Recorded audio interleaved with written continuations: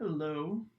Hello, random viewers from across the internet. Oh god, we're being watched. Fuck. Well, listen to is a more accurate assessment. But I don't know if that's creepy or not. Maybe. It's a little creepy. I mean, they had to go out of their way to find this, probably. So yeah. How did you get in my computer? Stop that. It's kind of fucked up that people are listening to us as we speak. It's actually live, by the way. This is secretly live. You think you're watching like a pre-recorded podcast, but we're actually speaking to you from your computer right now. I don't actually become alive until you click this video, and as soon as you pause it, I will die. So yeah, we're like teachers. You know, like the moment we can't leave the computer. Yeah, the moment you leave school and all your teachers just stop existing. Yeah, they're the like same thing. They're so like the toys from Toy Story. Please don't press pause. Just the toys. Yeah, exactly. They just drop dead as soon as you leave the room. Well, yeah, they're like reverse toys. They drop dead as because in Toy Story someone clearly is not up to date on their Toy Story lore. I'm sorry, I didn't because they drop down when someone walks in the room. But I didn't watch the fourth one. I'm sorry. Yeah, sorry, I forgot that's crucial information only revealed in Toy Story 4. Anyways, I'm Lou Tyrannus, also known as the infamous Lucien, here with my gamer friend Scrimified. Hi, I'm Scrimified. I have done 800 crimes, and you will never catch me. That's not true. It's at least 900 at this point. You're right. But... I was lowballing, just in case there was a police officer watching. That's a good point. I didn't think about that. Now I'm going to jail. You can find us at Lou Tyrannus on Twitter and at Scrimified on Twitter. If you want to see my terrible posts, yeah. They are pretty bad. I can vouch for that. Yeah. Probably the worst tweets I've ever seen, honestly. But we are here to talk about video games because even though it is weird, as they say, cringe, as the normies who have rejected us in our culture from their society would say, it is cringe. In fact, normie is not even the right word. I would go as far as to call them noobs. Oh, but, damn. Yeah, maybe even jocks or freaks because Chads even? they just don't get that as gamers we live multiple lives, you know. They don't understand that as gamers we have to rise up.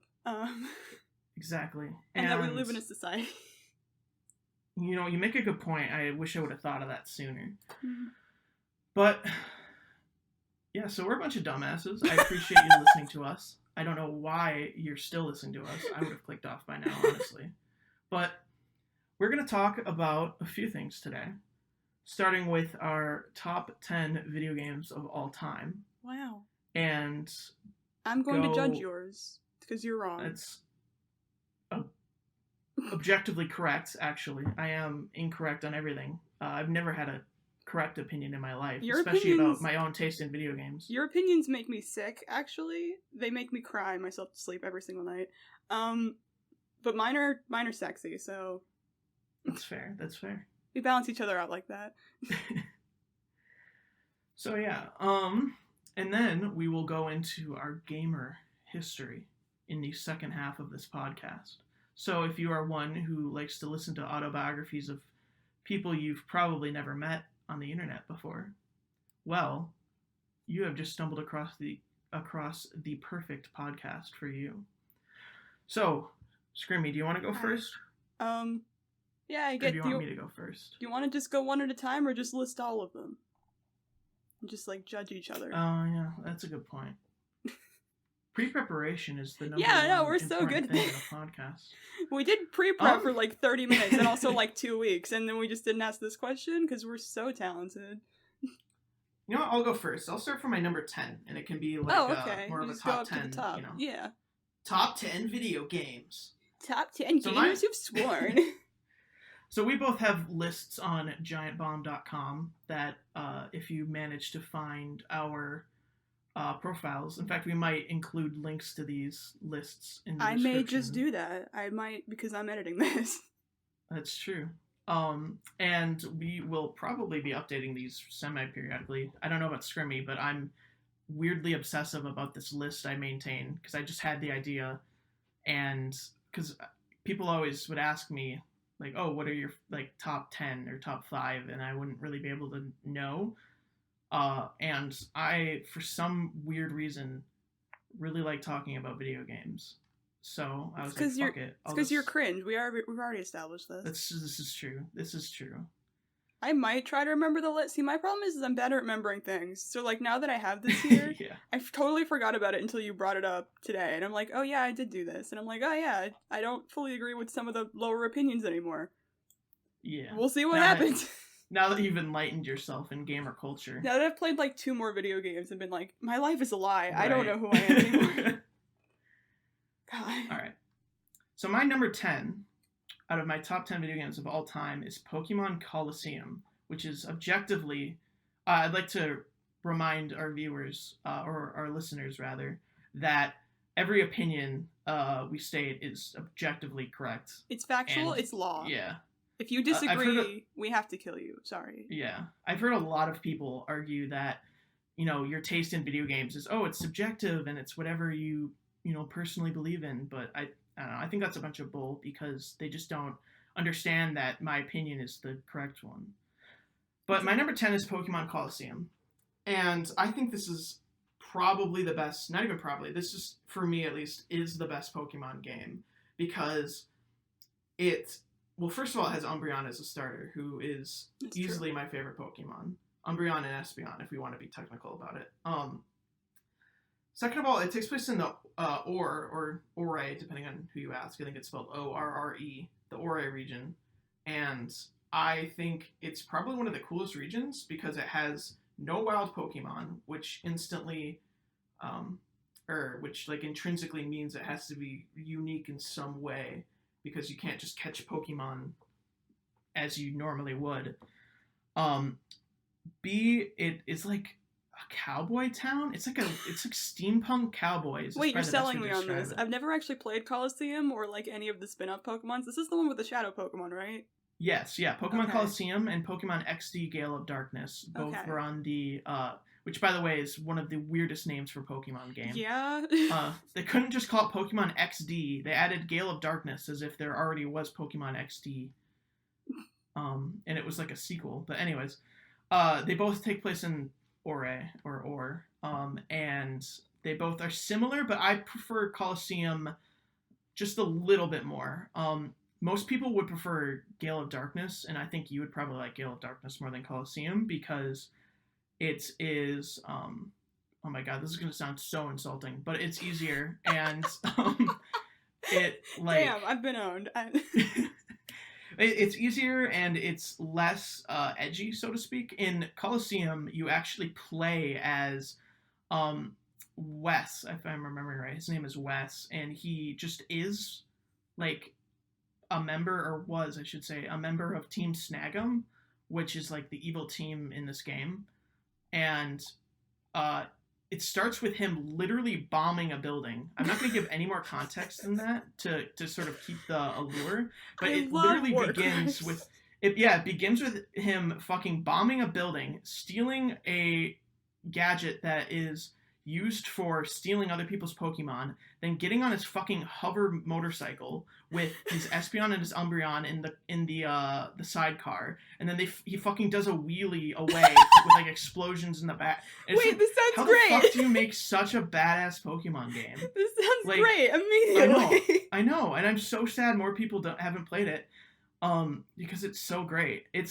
It's really hard is the thing, which I personally really like, but I know a lot of people aren't fans of, especially with Pokemon games, because a lot of people just like the simplicity of Pokemon games. But there are a lot of people I know who explicitly dislike the simplicity of Pokemon games. And if that's you, this game is definitely something for you. It's all double battles, meaning there's a lot more strategy required than there would be in a normal Pokemon game, especially because moves like Earthquake actually affect your own partners too, and you also, all your Pokemon start at level 20, so it doesn't, you already feel like Wes is an established Pokemon trainer. You're not some kid. It starts and it's immediately engaging, whereas most Pokemon games have a really slow and drawn out introduction, especially more than the recent ones. They're kind of more drawn out because there's longer cutscenes and all that. Yeah. Well, thanks. And Yeah. It's also, it's just, I don't know, I fucking love this game. Yeah, But so yeah, much why don't to you say. actually, I want people to play it if you haven't. I will. I've been wanting to play like the Pokemon spin-offs for a while, and then I just forget to do it. So Yeah.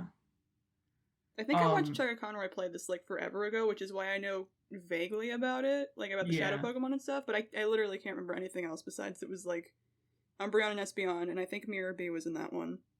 Oh yeah, Mirror B is in Colosseum and Gale of Darkness. Good for him. Yeah, Gale of Darkness is a direct sequel to Colosseum, so Oh, that's even weirder. It's named that. Yeah, it's so they could have called it Pokemon Colosseum Gale of Darkness, but Yeah. whatever. The best part about Pokemon Colosseum is that it taught me how to spell the word Colosseum because I talk about it too much on the internet.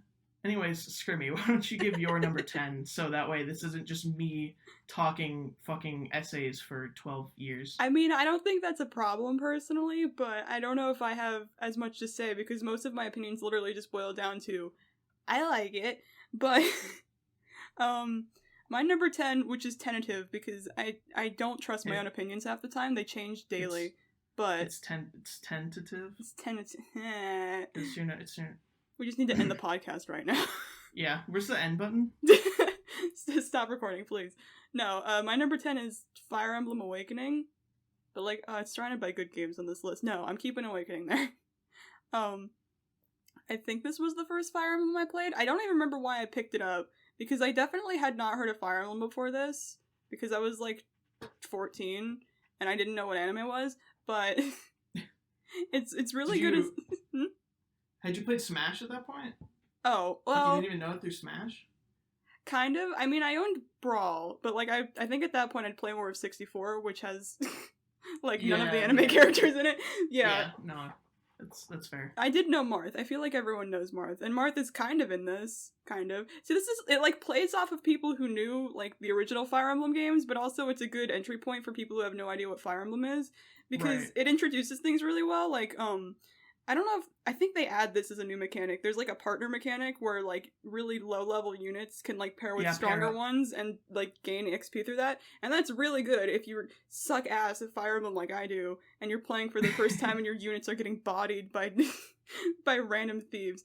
But yeah, all the characters are really nice. I like it's got a decently large cast, but I feel like all the cast members don't have some of the problems of the later games where they just feel like the character is a trope and that's like their character trait. Because it feels like some of the games that come after this one really saw the success of Awakening and tried to like leech certain character aspects off of it.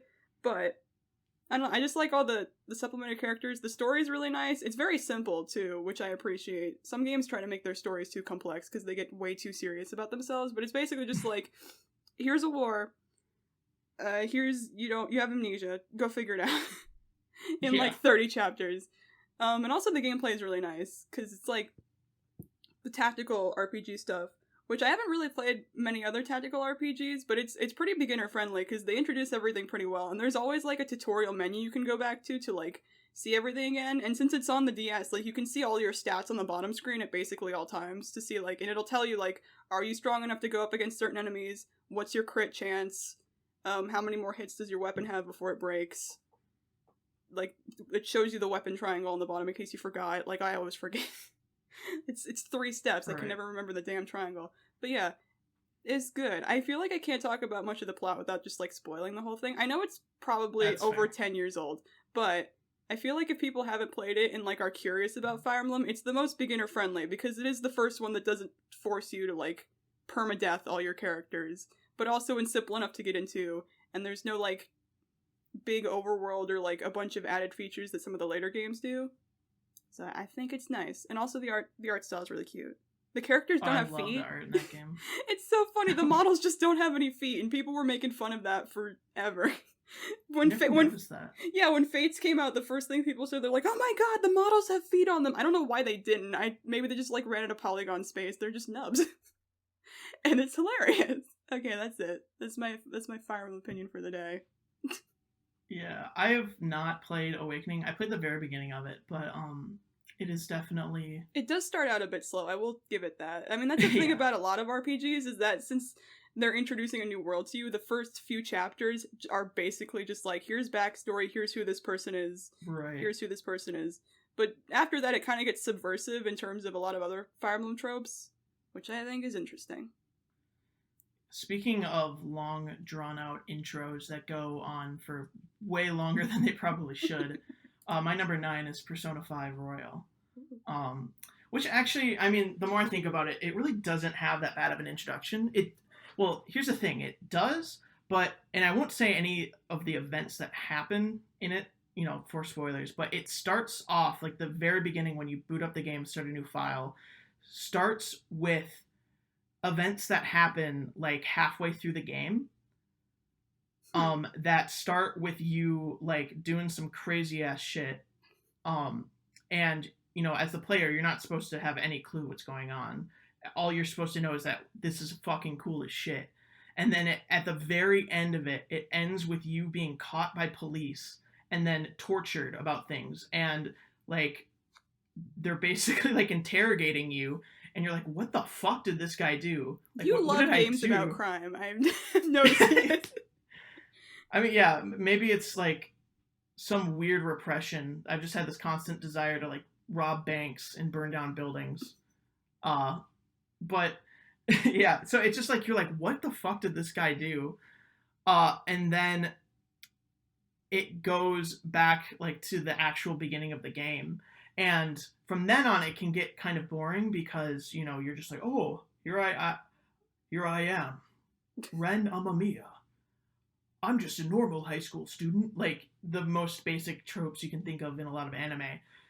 So it's like, it does have kind of a, like a way too drawn out intro, but because it has that hook, I personally never wanted to stop playing it while I was doing that, because I had that sort of like, but what was all that about? Like, what was going on?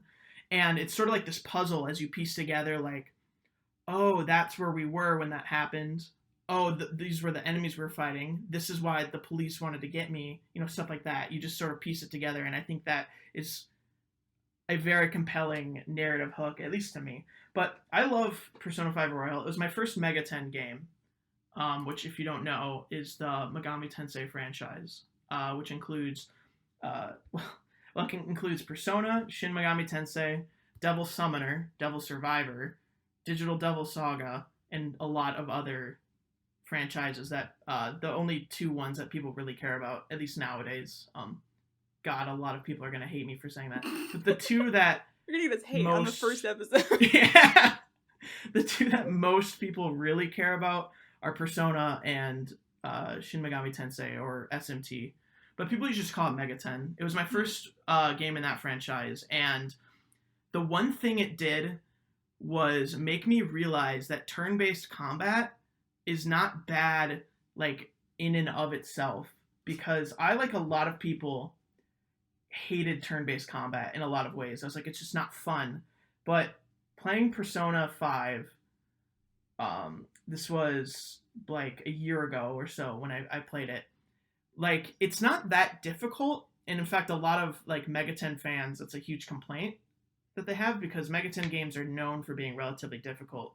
So Persona 5 being kind of easy means that, in my opinion, it's probably not the most fun to play if you already like are into the Mega 10 franchise, but it's probably one of the best games to play to get into it, because it's really only easy if you already know what you're doing. Mm-hmm. But if you don't really understand how combat in this franchise works, because the combat is always different between the games in this franchise, but they're similar enough. Like, they have the same basic principles of every time you hit an enemy's weakness, you get to act again. But you don't know what their weaknesses are until you hit them and stuff like that. But I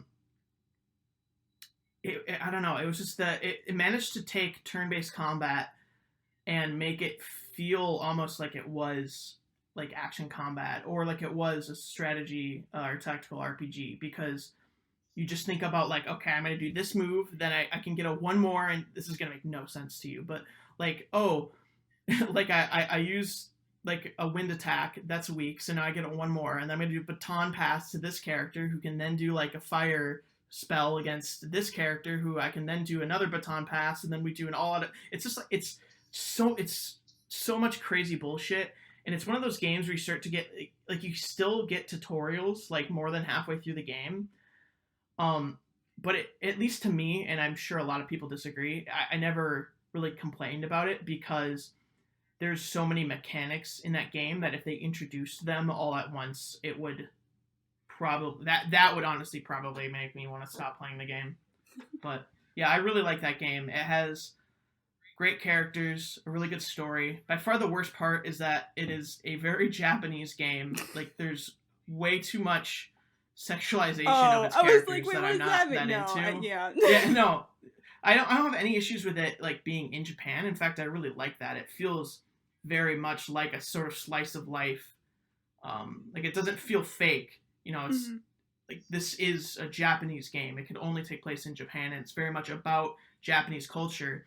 And I think it's ironic because a lot of the game is like trying to be a critique of Japanese culture, while at the same time like doing a lot of the scummy things that I think are associated with that culture, like sexualizing teenagers and like, yeah. But like if you can look past that, which you know, I totally get if that's, you know, a deal breaker for you. If you can look past that, I think it's a fantastic game. It has a great story, but it's not like, it can be cheesy at times, but it's never like heavy-handed, I guess, if that makes sense. I think it does. But yeah, I really like it. I recommend checking it out. I will look into it. It kind of sounds like it reminds me of Xenoblade, which I didn't really enjoy, mostly because it was like super chaotic, and they would give you tutorials for something you'd use once or twice and then never again, but like, I feel like Persona is more cohesive in everything, at least that I've seen. Right.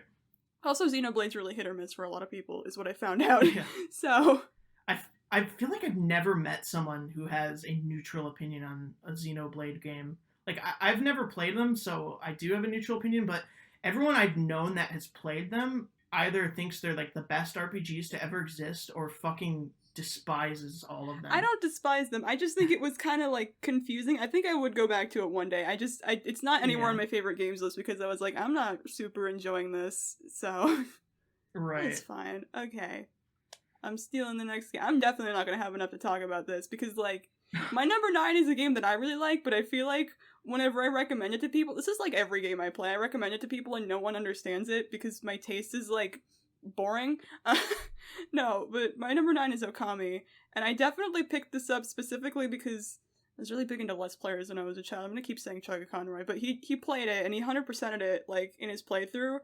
And I just got really attached to how gorgeous the art style was and how soothing all the music is and just, like, the rich cultural history of all the theology with, like, between all the gods and stuff. I don't think they portray it, like, how the actual mythos goes. It's just sort of, like, in line with it. Like, if you look at the wiki entries for a lot of, like, even the minor characters, it'll be like, oh, this was based on this mythos, tentatively, or Amaterasu is the sun god, and also, like, because God and dog are very similar. I think that's why they did it. Just that, like, the word god and dog just sound similar, so it's like, the god is a wolf. I mean, but that's cute, though. You literally just run around as a dog for, like, the whole game. But it's not... It's pretty adorable. It is pretty adorable. And there's a lot of funny parts. Like, the humor, when it does crop up, is very silly. It's kind of sexual, because, like, the side character you get is just horny as hell for no reason. Fucking pervert cricket. Yeah, terrible little man Isoon. Unfortunately, I love him, but it's mostly serious and, like, super serene, but, like, I feel like I can't recommend it to people just because while there is action, it's not super intense, and the story is pretty, like, it's more episodic. Like, you'll go to a place, and then you'll fix something for someone, and you'll meet some characters, and then you'll leave, and you'll go somewhere else. And you fight the same boss, like, 3 different times, Orochi. I mean, I think that's a cool boss fight, because you get him drunk, and then you slice his head off. I think that's baller as hell, but... I don't think you're ever allowed to accuse me of being the one with violent criminal tendencies again. You know what, that's fair. We can both be violent, it's fine. It's true. Yeah, this is just a podcast of casual psychopaths. It's fine. I think it's also just because I'm an art bitch that it's just like, oh, the game about where you're a god, yeah. Like, where half of the mechanic is drawing. It's like, yeah, of course I would like that. It is kind of weird to play on Wii, though, I will say. like just like pointing the controller at the screen and trying to get it, or especially if you try to play like the Steam version where it's just a controller and you're trying to use the stick to draw. That felt kind of awkward. I know it was originally on PS2, which I never played it on that, so I was like, I don't really know how that worked out. And then there's Okami Den on the DS, which I think is not as tight of a game. It's a lot cuter because you're a puppy. But I also think just because you have the stylus and you can like actually draw on the screen, that makes all the drawing stuff easier. But the original Okami is very nice. But again, it's like, I'll tell people to play Okami, and then they will, and they're like, I thought it was boring. I'm like, yeah, I know. And yeah. It's very, yeah, like, I mean, most people I know call it like a Zelda-like. And as I'm sure you'll see, especially as we get into the top 5 of this list, I'm super into Zelda games. I played a little bit of Okami, and while it's definitely not, like it is an action game, but it definitely doesn't have a focus on the action. Yeah, I definitely not don't. At all. Yeah, I definitely don't think that's a reason to not recommend it to people, because it is a very competent like adventure game. It's just that the thing with like adventure games is they always have to be paired with action. Like everyone always says action adventure, because for some reason there's this conception that like, oh, just exploration of itself is not enough in a video game. You can't have a game that's mostly about, exploring a space and trying to find all of the things in it and experience the world. But I think that's enough. And I didn't finish it mostly just because of time. It was very interesting, and it did have a very, it did feel like an adventure game first and everything else second, which I think is very focused, and I kind of liked that. Yeah, I wouldn't say it's super focused just because of like how the plot stuff sort of like you drift from one place to another, but it is focused in the fact that it's like exploration like the whole time. I wouldn't even really call it like Zelda. I feel like people just say that because it's probably like the part of Twilight Princess where you're the dog and you're running around, but like there's not really any puzzles. There's like small dungeons with like puzzle segments, but it's not like the kind of intensive puzzles you get in Zelda where you get all these items and try to figure it out. It's more just like small segments of stuff where you use like the brush powers and sort of run through it. Right. And then hit a boss a bunch of times. Well, I don't really want to get into the the whole our adventure games, puzzle games debate that we've had way too many times. I do think it doesn't. The thing I think a lot of people, especially people who haven't played Twilight Princess, think Okami is so often compared to it just because of the wolf thing. But when I was playing it, it honestly just felt a lot like Twilight Princess, even when you're not as a wolf, because they both have like this weird semi-linear, semi-non-linear kind of story to them, where there is one specific place you're supposed to go, and it's not like, it doesn't just it's not like a Breath of the Wild or a Link to the Past where you're in the world and you can just go anywhere. But at the same time, it's not like a Skyward Sword where you're just going down constant hallways with like puzzles through them. So I do. I mean, like, there is a debate you could have, but I personally would. I mean, I can't say one way or the other because I've never played Twilight Princess. Yeah. It's funny, you're the Zelda guy, and I haven't played like any Zelda games. Yeah. I'll change that one day.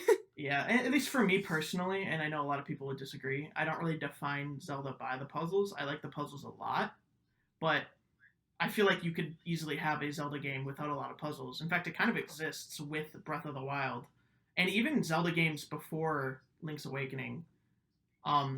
But we can get more into that when I actually talk about Zelda games on my list. Do you have anything else you want to say about Okami before I move on to my number 8? Not. Awesome. So my number 8 is from what is probably my second or third, depending on when you ask me, video game franchise, is Monster Hunter 3 Ultimate. Oh, you do have a Monster Hunter on this list. Yeah.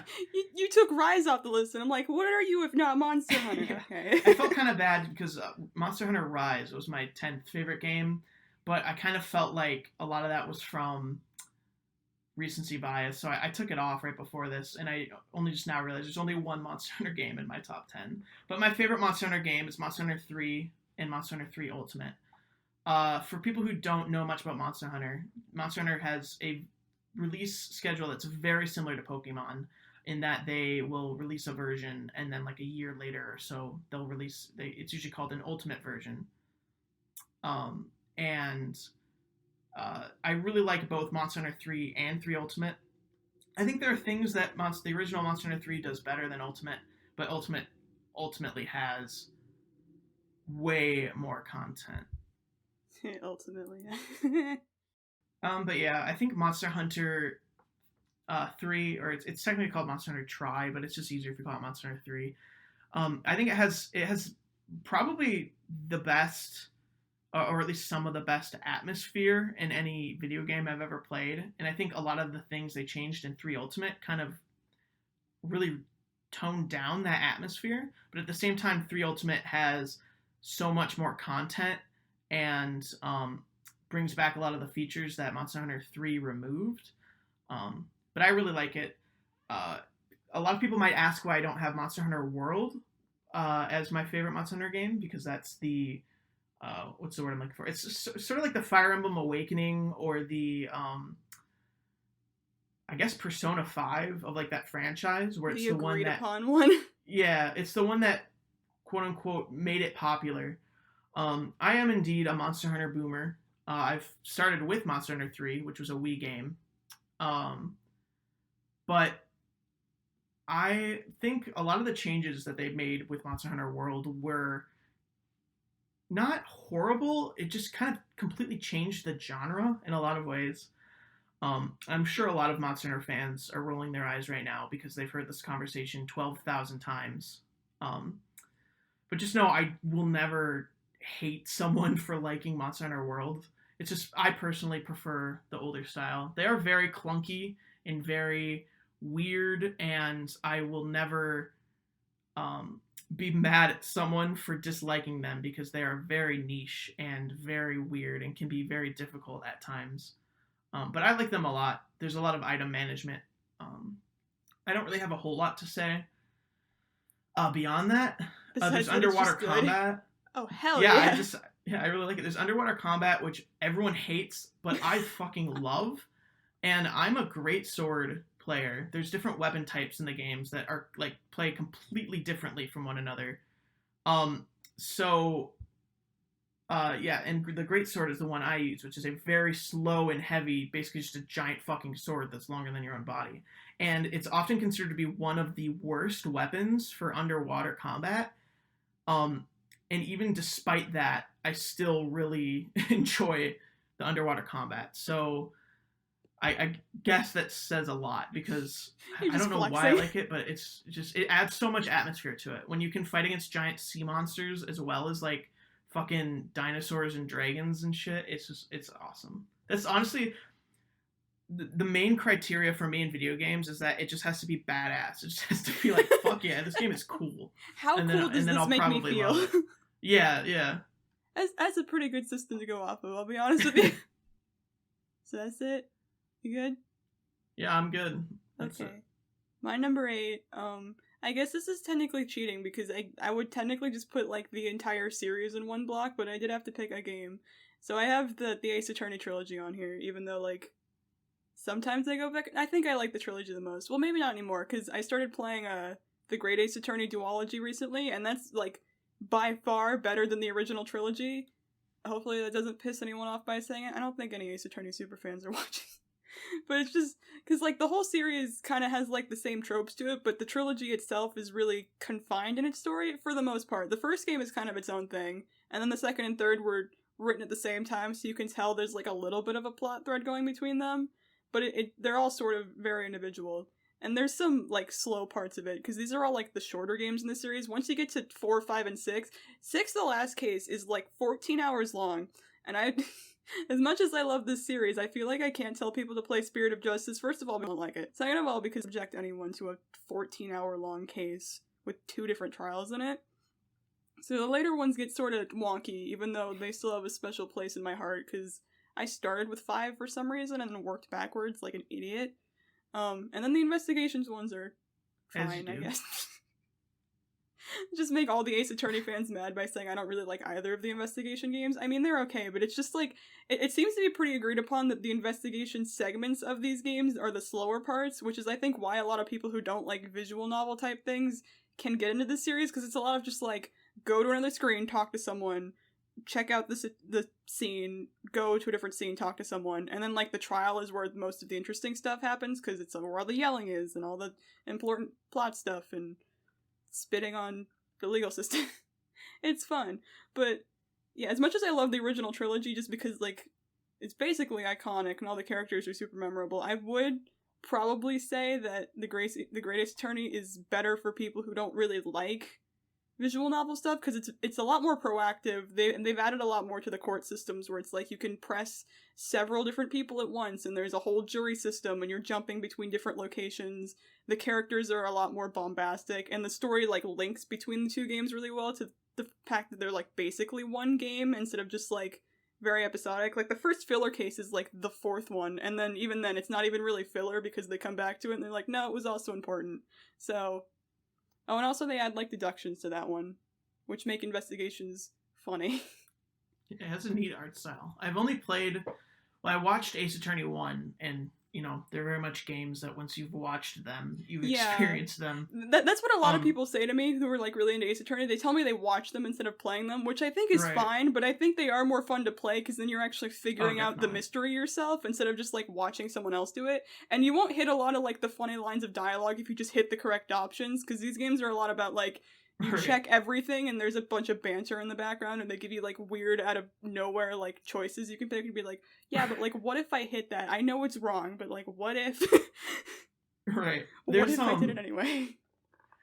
There's fuck, what is it? I played Ace Attorney 2 though, and I'm like halfway through Ace Attorney 3, but every time I play that, I play it for like a week and then I stop for some reason. But at the last case of Ace Attorney 2, I just remember there's like a big decision you have to make at the end, and if you pick like the wrong choice, there's actually a bad ending. Actually, and oh, you can go ahead. Sorry. No, I just remember I was stuck on this case. I don't remember any of the specifics of it, but my cousin, who's super into Ace Attorney, I like to text him while I'm playing it, and I just kind of give him my thoughts, you know, so he can like just sort of like see what I'm thinking as I play through it.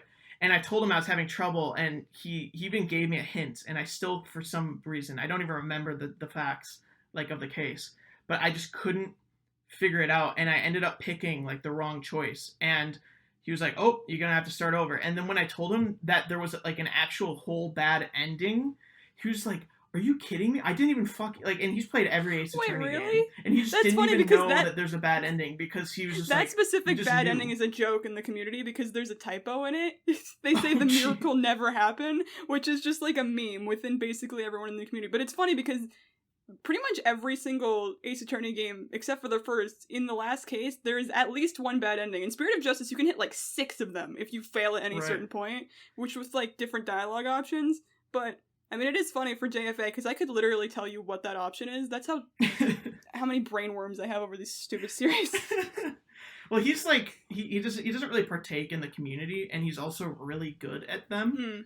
I don't think he's like ever failed a case. I did one of the Ace Attorney 3 cases with him when he was at my parents' house. But and he was way better at it than me. But so I feel like that's probably why he didn't know that existed. But yeah, they're very fun. They are very fun. The few I played. Yeah. Also, that case you're talking about is really good. Okay, go ahead. Justice for All? Yeah, 2-4 is like basically agreed upon to be the best case in the series just because of it's really unique. Very intense. I'm trying to remember which one that is. I just remember the clown case. Oh yeah, that's the one that honestly, everyone hates. Yeah, I know, and for some reason that's the most memorable one out of all of them to me. It's the fucking clown one. Mostly because that was when I realized all those reaction memes on Twitter of like people saying like, you're not the clown, you're the entire circus, was like actually from the games and not just some like edit someone made. And then I think just my reaction to that was like very memorable. Anyways, my number 7 is there's a lot of controversial picks on my list, I just realized, but because they're all games, well, not all, a lot of them are games that either quote-unquote elitists or quote-unquote casuals will say is like the worst in their series.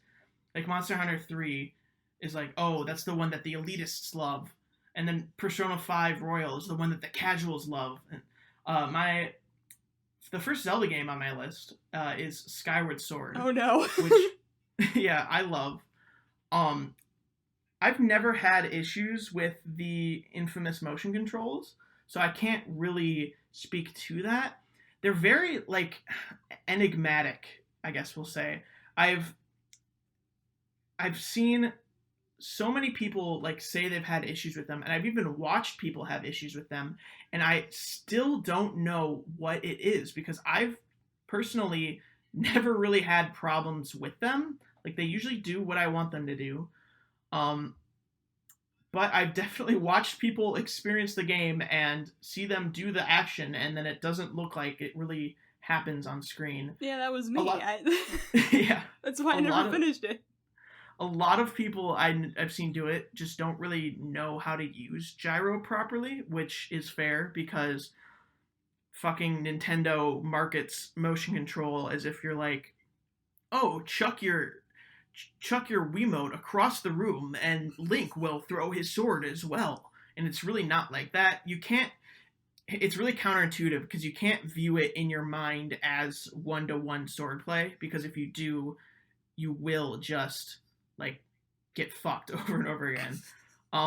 You very much, motion should be viewed, like, as its own input. It's just like pressing a button. And also, in my opinion, if motion control is done poorly in a video game, you shouldn't blame motion control, you should blame the implementation. Because, like, people complain about button mashing, or QuickTime events sometimes, but they never blame the input. Like, no one says we shouldn't have buttons on controllers because you have to mash them.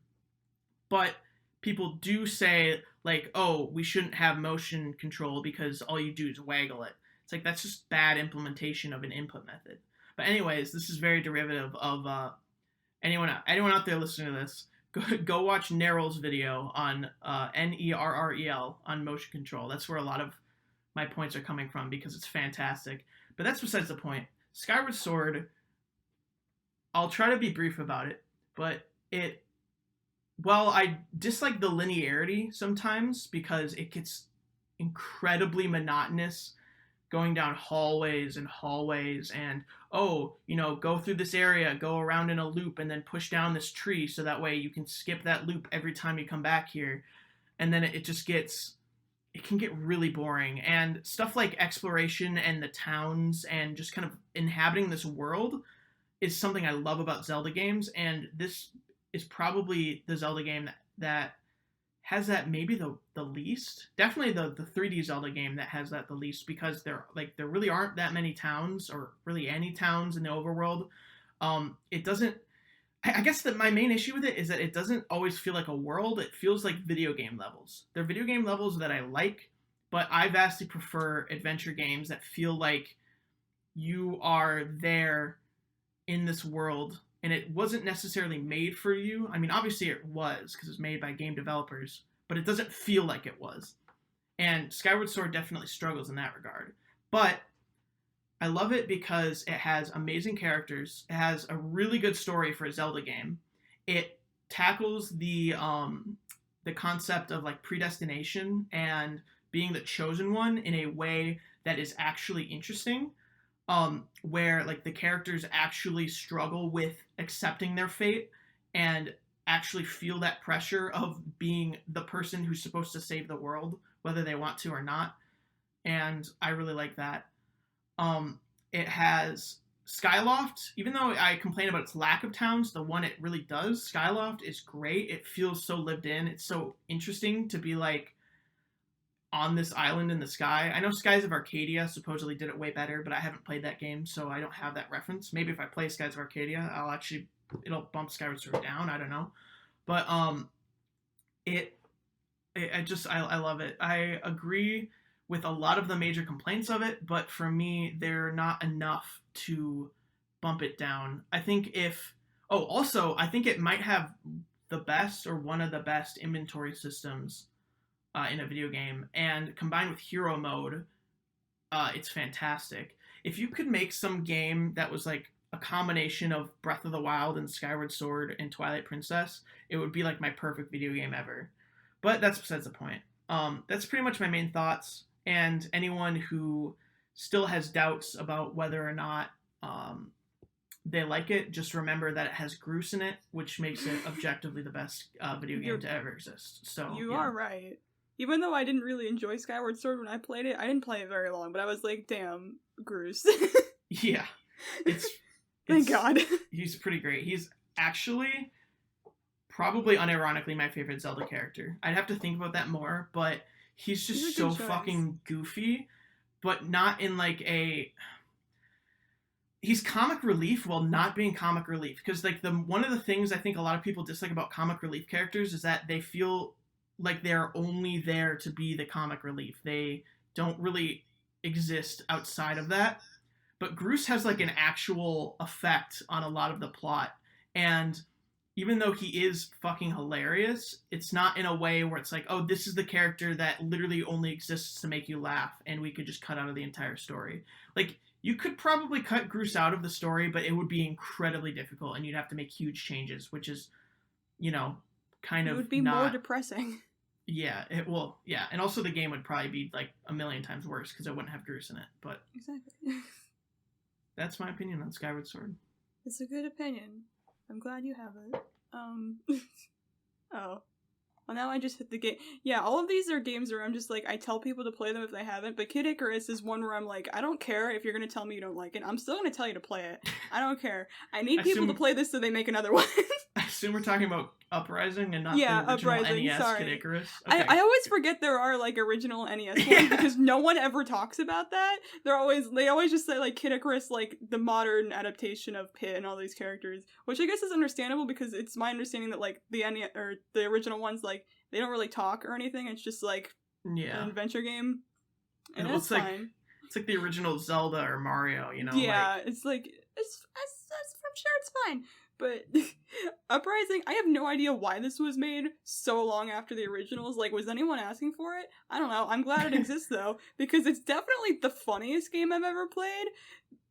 It has probably, like, the best character rapport I've ever seen, and, like, I really want more games to implement this, but I don't really know how they do it, because it's on the DS, basically at all times the characters are talking to each other on the bottom screen in a way that, like, doesn't obstruct what you're doing on the top screen, because...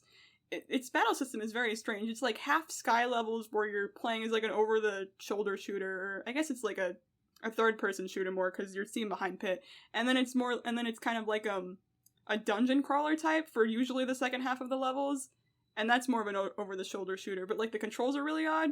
So while you're trying to do that and holding your DS all weird, basically all the characters are just having conversations with each other the entire time, and you can mute them if you want, but it's probably the best part of the game because their chemistry is just really good. I like the adaptations of all the gods they introduce. Hades is like my favorite adaptation of Hades ever. There's a lot of good adaptations of Hades, but if you don't like this Hades, you're wrong, because he's like, I would just liken him to Groose as, like, he's the comic relief character, but he's also still super threatening because he is a villain. So, like, they give you a reason to really be afraid of him, but half the time he's on screen, he's just calling you an idiot. He's just showing up to, like, crash your group calls and be like, LOL, you suck. You're never gonna catch me.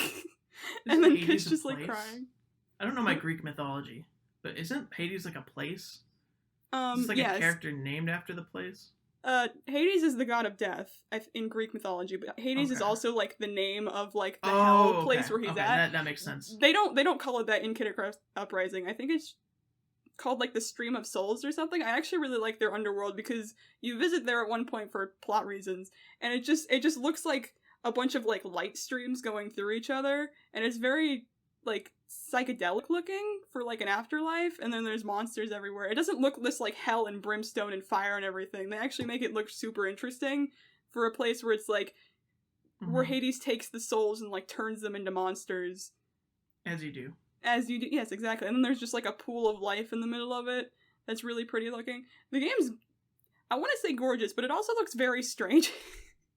Because all the levels look super different from each other, and some of them just look weird as hell. Like, I don't know where they got half the ideas. There's an alien subplot in the middle for, like, no reason, and the aliens are, like, bright fluorescent orange and green, and it's just like, okay, and they just sort of look like robots, and it's like, okay, I mean, things get weird, but it never feels too weird that it doesn't fit, because the game overall is just so goofy and fun that you're just having a nice time. It doesn't try to take itself too seriously as, like, life or death god subplot. It's just like, your name's Pit, you're trying to make people happy. And the gods are very annoying. Yeah. They love causing problems all the time. Also, Dark Pit is probably my favorite character in, like, any media ever. Just because he's so edgy. He just shows up with this stupid guitar riff, and his all-black outfit, and he does, like, the nothing personal kid, like, super legit serious. He just Nothing thinks he's personal. so cool. Yeah, he shows up just to be like that every single time, and then by the end you're just kind of vaguely friends with him, but he's still a bitch for no reason. It's just like, everything's perfect. I greatly appreciate that you love him, because I know nothing about Kid Icarus, but I think the liberal media has brainwashed our children into disliking edgy characters because they think they're, like, cliche. Like Shadow the Hedgehog. Shadow the Hedgehog is so fucking badass. Shadow the Hedgehog is my favorite Sonic character. Right? Like, and ever since they, so like... funny. Ever since they massacred Knuckles, and I mean... Knuckles, like, modern Knuckles is cool, like, himbo Knuckles, but, like, edgy Knuckles from, like, Sonic Adventure is so, like, hey, kid, what you doing with my Chaos Emerald? It's like, I don't know, I feel like people forget that, like, he was still stupid back then, but he wasn't this stupid. He was, and like, it was cool more stupid. funny. He was mean stupid instead of nice stupid. Exactly, and I like that Knuckles more because he was still an idiot, but that wasn't his only character trait. Right. So... but I do love characters that are just, like, they're edgy, but the game knows that by virtue of being edgy, they sound like an idiot and a nerd. Yeah. And it's great. It's just a Hot Topic kid with wings. It's perfect. Please play Uprising. Right, and tell Sakurai to make Uprising 2. Please, God. I will. Please. I'll send him a letter, actually. In fact, let's pause the podcast while I read this. My number 6 we're on, and I'll try to go a little bit faster. So it'll be like a lightning round from number 6 through 4 in some ways, so we can kind of elaborate on our top 3. But my number 6 is Fire Emblem Three Houses, the only Fire Emblem game that I've really played. Like I said, I played the very beginning of Fire Emblem Awakening, and I plan to stream at some point Fire Emblem 4, because I know that's the one. I tend to be a boomer when it comes to video games, and I, for some reason, really like older games. And I know that's the one that the quote-unquote elitists say is the best Fire Emblem, whereas Awakening is, like, the casual one, whatever, which I think is a stupid distinction. But Three Houses I love a lot. It has very interesting characters. They are very tropey, which I think you kind of touched on a little bit when you're talking about Awakening. Mm-hmm. Which can be an issue, but I don't think they're tropey enough to make me dislike them. I love the way that and this is another controversial thing, because I can't just have a normal opinion. I have to have opinions that make other people mad for some reason. Excuse me. But I really like the kind of one-sided storytelling, where depending on which route you end up taking, I've seen 2 of the routes. I played through one. I played through Crimson Flower, if you know. And I watched my the same cousin, actually, who played Ace Attorney. I watched him play through what's it called? Verdant Wind, which is the Golden Deer. Yeah, thank you. The Golden Deer House. And I've played the first part of the fucking Blue Lions, and I know that the 4th route is very similar to Verdant Wind. So I know most of, like, the lore, and, like, I've seen most sides of it, because I think a lot of critiques of the story are from people who've only played one route, because it is a lot to ask a player, to basically say to a player, if you want the full story, you have to play it multiple times. That is definitely a lot, and I totally understand anyone who dislikes that. But the thing with, like, world design and story is that in real life, people don't just know everything about their culture. They don't just know everything about what happens. Like, you could ask me as much as you want about American history, and I would tell you, but, some of it would be wrong. Some of it would be uninformed. And so I really like that that's reflected in this game, because every every route in this game tells you something different about the world, and it feels very focused in that way, and it feels very much like you're living in the world and experiencing it. And it has like this really weirdly realistic fantasy world. Like, it's not realistic at all. There's dragons and shit. And is Discord still picking me up? Okay, we're good. It has like dragons and Pegasi, whatever. It has weird fantasy shit, but at the same time, it has like what most people, I mean, I'm a loser, so I don't consider it boring, but like most people consider boring like family conflicts between like royal houses, which I actually find really interesting because it's a lot more of a realistic portrayal of medieval politics. I love it. I totally understand people who hate it and why, and there's a lot more about it than just that, but due to the limited scope of our speed round, that's all I'll say about Fire Emblem Three Houses. And Black Eagles are the best. Anyways, continue. I would like to at some point use the podcast as an excuse to like maybe not specifically debate Three Houses, but like kind of, because I feel like that game our differing opinions on it really shows like how we like those kinds of games, because I could never get into Three Houses for a lot of the reasons that you like it, and I just find it interesting. But no shade. You can have a wrong opinion. Well, I appreciate that you're willing to allow a peasant such as myself to be incorrect this one time. Oh, you're so welcome. I'm laughing at this list because my number 6 pick is Pokemon Black and White, but the way they cropped this image, it just says Pokemon Whack version. I saw that. Wait, I think that's on my list somewhere. What is it? Pokemon Black and White. It's funny. Does it say Pokemon Whack, right? Like yeah, it says Pokemon Whack. It's crap. Someone had to have done that on purpose. It's very funny. But yeah, I don't even have something like long-winded to say about this. This is like just totally a personal choice. It was the first Pokemon game I ever played. It's the one I go back to the most because it's not like the newer games. Because I feel like once they got into the 3D games, they take a lot longer to replay because there's a lot more cutscenes, and just it takes longer to travel when a game is in 3D rather than in 2D because you have more space to travel in. So I basically do most of the challenge modes I do in Pokemon through Black and White or some of the older versions. But I think the story is really nice. I like most of the characters. I do think the two main rivals are kind of whatever. I mean, they're fine. I love Anne, though. I just like his conflict. I like the dex, even though it's a little bit boring at some point. It holds a special place in my heart. All of it does. All of the dingy little characters. I like Alder, even though he doesn't do shit. He just gets beat up.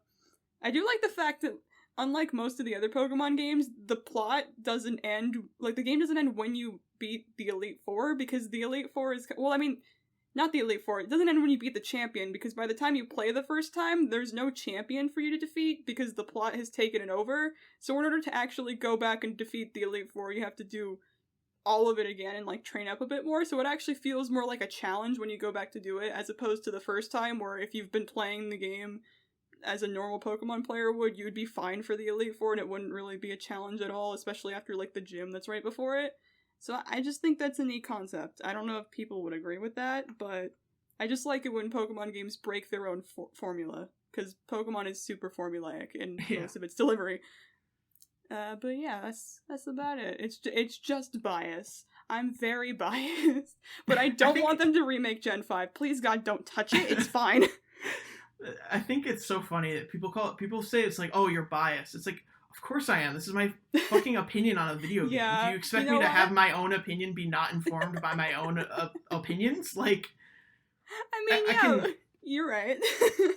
Like, I can understand it if people are saying, like, oh, you're not taking this mechanic into consideration because you just really want to like the game. But that's different than saying, oh, you're not allowed to like it because you're biased. It's like, of course I am. It's entirely subjective. You can't, like, get a fucking scientist or, like, a team of researchers to, like, oh, yes, I finally found it. The perfect video game. Like, the perfect Pokemon game. Like, it's impossible. I feel like Pokemon is the most subjective of all of them, because most of them are very similar, even if they have, like, different mechanics in them somewhere. Like, a lot of people think Gen 4 is the best one, or some people think Gen 1. It's usually just down to, like, which one had the greatest impact on you, and then, like, all the mechanics you like come afterwards. Right. And then there's just and that's fine.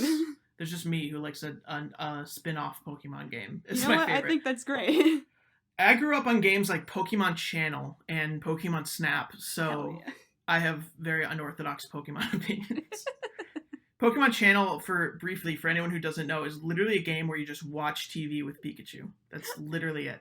It's always been my favorite because I'm like, why did you make this? Did you sell it to people at like a high price? Yeah, it's a game for kids like to the maximum. Like I was really little when I played it, and it's perfect for really young kids. It's most like kid-oriented games they try to design them in a way where adults can enjoy them too. Like you think of Mario and Pokemon and like Zelda, if you could argue that's for kids. But like they're just that you could very much still play them as adults because we do and enjoy them. Pokemon Channel I would still enjoy, but literally only because of the nostalgia. Because all it is there is more to it. Like there is some exploration parts, but it's all just so you can unlock new channels to watch more TV with Pikachu. So it's like, it's so stupid. Anyways, my number perfect. 5. It's perfect. That's a better way to put it. It's the dumbest perfect game ever. My number 5 is Shin Megami Tensei Nocturne, which is unique in that it's the only game on this list that I have not actually finished yet. I'm in the process of playing, and if you look at my list, I have written that it is a tentative rating. But the fact that I'm very close to the end, at least as far as I'm aware, and it's probably my favorite RPG of all time. I don't want to go too much into it because I don't want to spoil it. I think it's a game that a lot of moments getting spoiled would probably ruin a lot of it. And also, like I said, I haven't really finished it, so it might change. I don't know if it'll take a dip in quality, but a lot of the things, once again, I like about it are things I think a lot of people dislike about certain video games, and there's a reason that it's a very niche game. But it has this incredibly oppressive atmosphere in a way that reminds me so much of Metroid games, in that you just feel like it's weird. It's not depressing. It doesn't, like, I never was once like, oh man, I just want to cry or anything like that playing it, but it just feels so incredibly like oppressive. It's like, it's kind of post-apocalyptic, and the combat, which is similar to Persona, but not identical. It has what's called the press turn system instead of the one more system.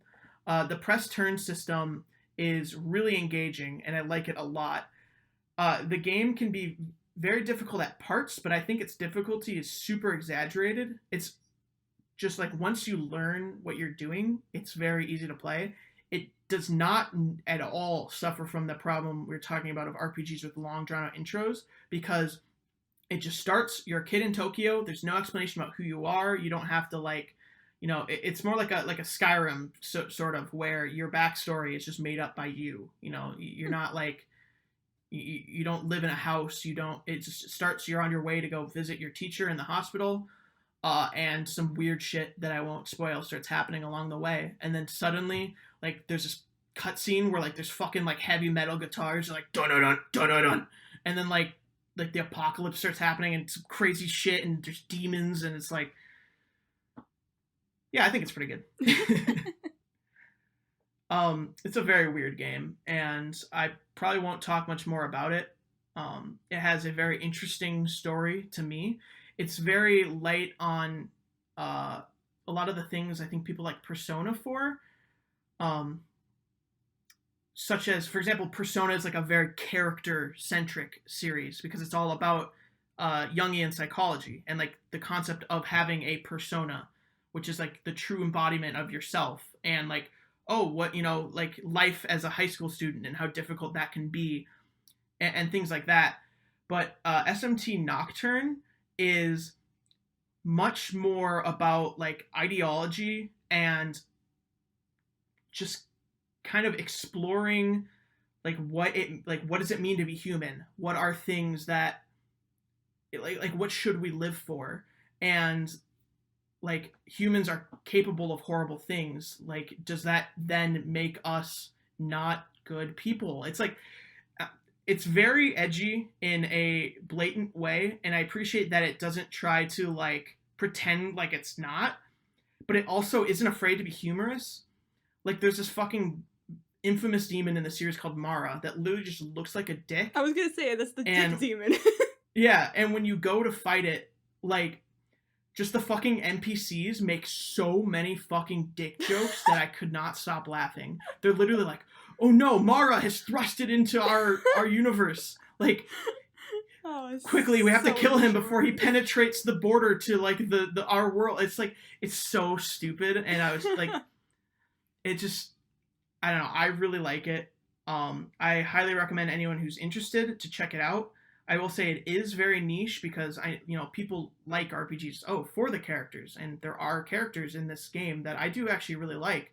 But it's not like, a happy-go-lucky adventure with my friends. It's more like, all my friends are dead, and God is trying to kill me, and I have badass tattoos now, and a spike sticking out of my neck so I can summon demons. And it's very, like, put the Bible in the fiction section edgy.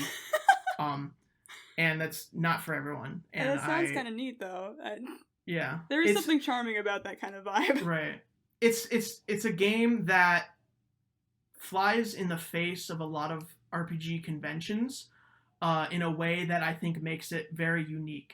It's a game that isn't made for everyone, but because of that, it is perfect for the people it is made for, and you can't really find that kind of game anywhere else. It gives me the same feeling older Monster Hunter games give me, where it's like there's pretty much no game series that I know of that I can think of that encompasses what this game does. Like, this is this game. Like, you could argue, like, with a Zelda game even, as my favorite franchise, there's so many games that incorporate that sort of action-adventure style. Or even something like, I'm trying to think of another example, like a Pokemon. There's so many games that are like that. Even SMT, you collect demons. It's very different from Pokemon, but you still do that. Or, something like Smash Bros. There's so many, like, platform fighting games out there. I can't think of another game that is like Nocturne. Even other SMT games which I haven't really played much of. Even those games, I feel like, from what I've seen and from what I've played of them, don't necessarily hold a candle up to that same feeling. I think the only game I can think of that reminds me anything of Nocturne is Super Metroid, which is another one of my favorite games that just narrowly made my number 10, or like reached my top 10. Very lonely in a way that I personally like, that I think a lot of people will not like, and that's fine. That's my number 5. I do think it's funny that you put that as your number 5, because my number 5 is Dragon Quest XI, which is basically like, yeah. I describe it literally the opposite way, but like, not in a bad way, like, not in a, like, if you like that, you wouldn't like this way. It seems like it treats its theme in the polar opposite way, because Dragon Quest as a series is, I mean, I guess I haven't played a lot of Dragon Quest. I'm trying to get into some of the older ones after I've played this one, but it seems more Dragon like, Quest 9. That is the one I'm playing, actually. I started that. It's very fun. It's cute, but it's the only Dragon Quest game I've played, but I love it. It's really nice.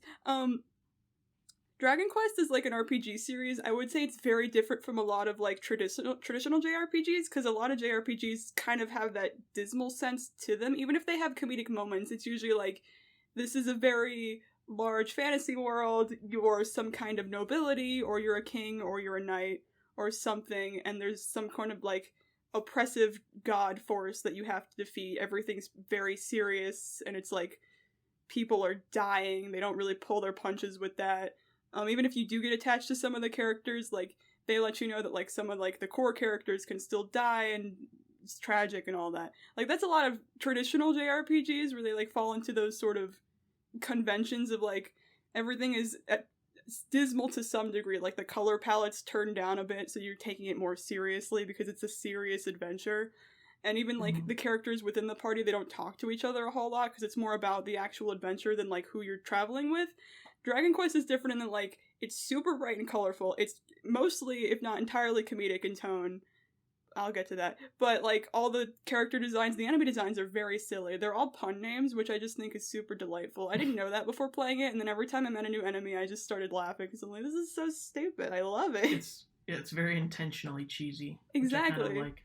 I really love that. Like, all the characters, it doesn't ask you to take it too seriously. Like, it starts as a very kind of generic JRPG, like, you're a boy in a town, and you've been told that there's a prophecy, and you're important, so you have to go to a place and do things and meet people. But, like, from there, it's very episodic in, like, what it asks you to do. Like, there are MacGuffins that you have to go to, like, the World Tree and find the 6 major stones, sorry. Right. But, like, it's more like you go to this town and you meet this handful of characters and they're having a problem and you can't leave until you fix their problem for you. But, like, all the characters are very quirky for that area and, like, super memorable for that reason.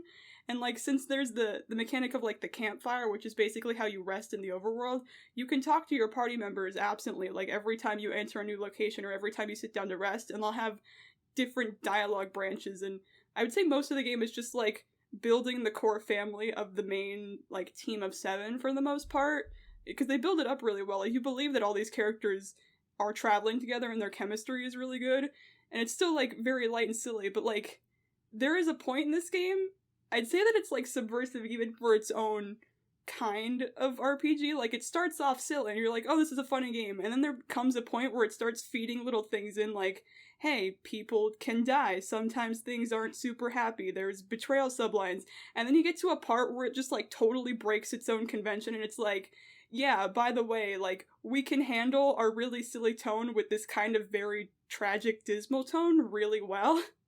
Because, like, they'll give you, like, backstories, like, in little chunks, and it's just, like, genuinely very heartbreaking. One of the things I really like is that they let basically every male character in this break down crying at least once, and they show it because all the characters are 3D animated. And I never see that in JRPGs. Like, they expect their really hulky male characters to be super strong, but even, like, the powerhouse of the group, right, who's, like, super tall, who's, like, 6'11" canonically, and just, like, built like a shit brick house, one of the first things he does when you meet him is he breaks down crying because he thought someone died. And then you, like, add him to your party, and I'm like, this is really refreshing. Like, all these character mechanics, you think that these people are actually living through this, they're behaving sort of like people would, even if it's not, like, as in-depth as I would like, because it is very episodic. They can't linger on one thing for too long, but there's just, like, little snippets where you can kind of fill in or imagine what these characters would do, just, like, while they're walking around, or how they would act with each other. So I think it's very good for, like, creative interpretation in that sense, like, afterwards. The one thing I will say to, like, its detriment is, I mean, I like the battle system. I, for one, really like turn-based battles. I know a lot of people disagree with that.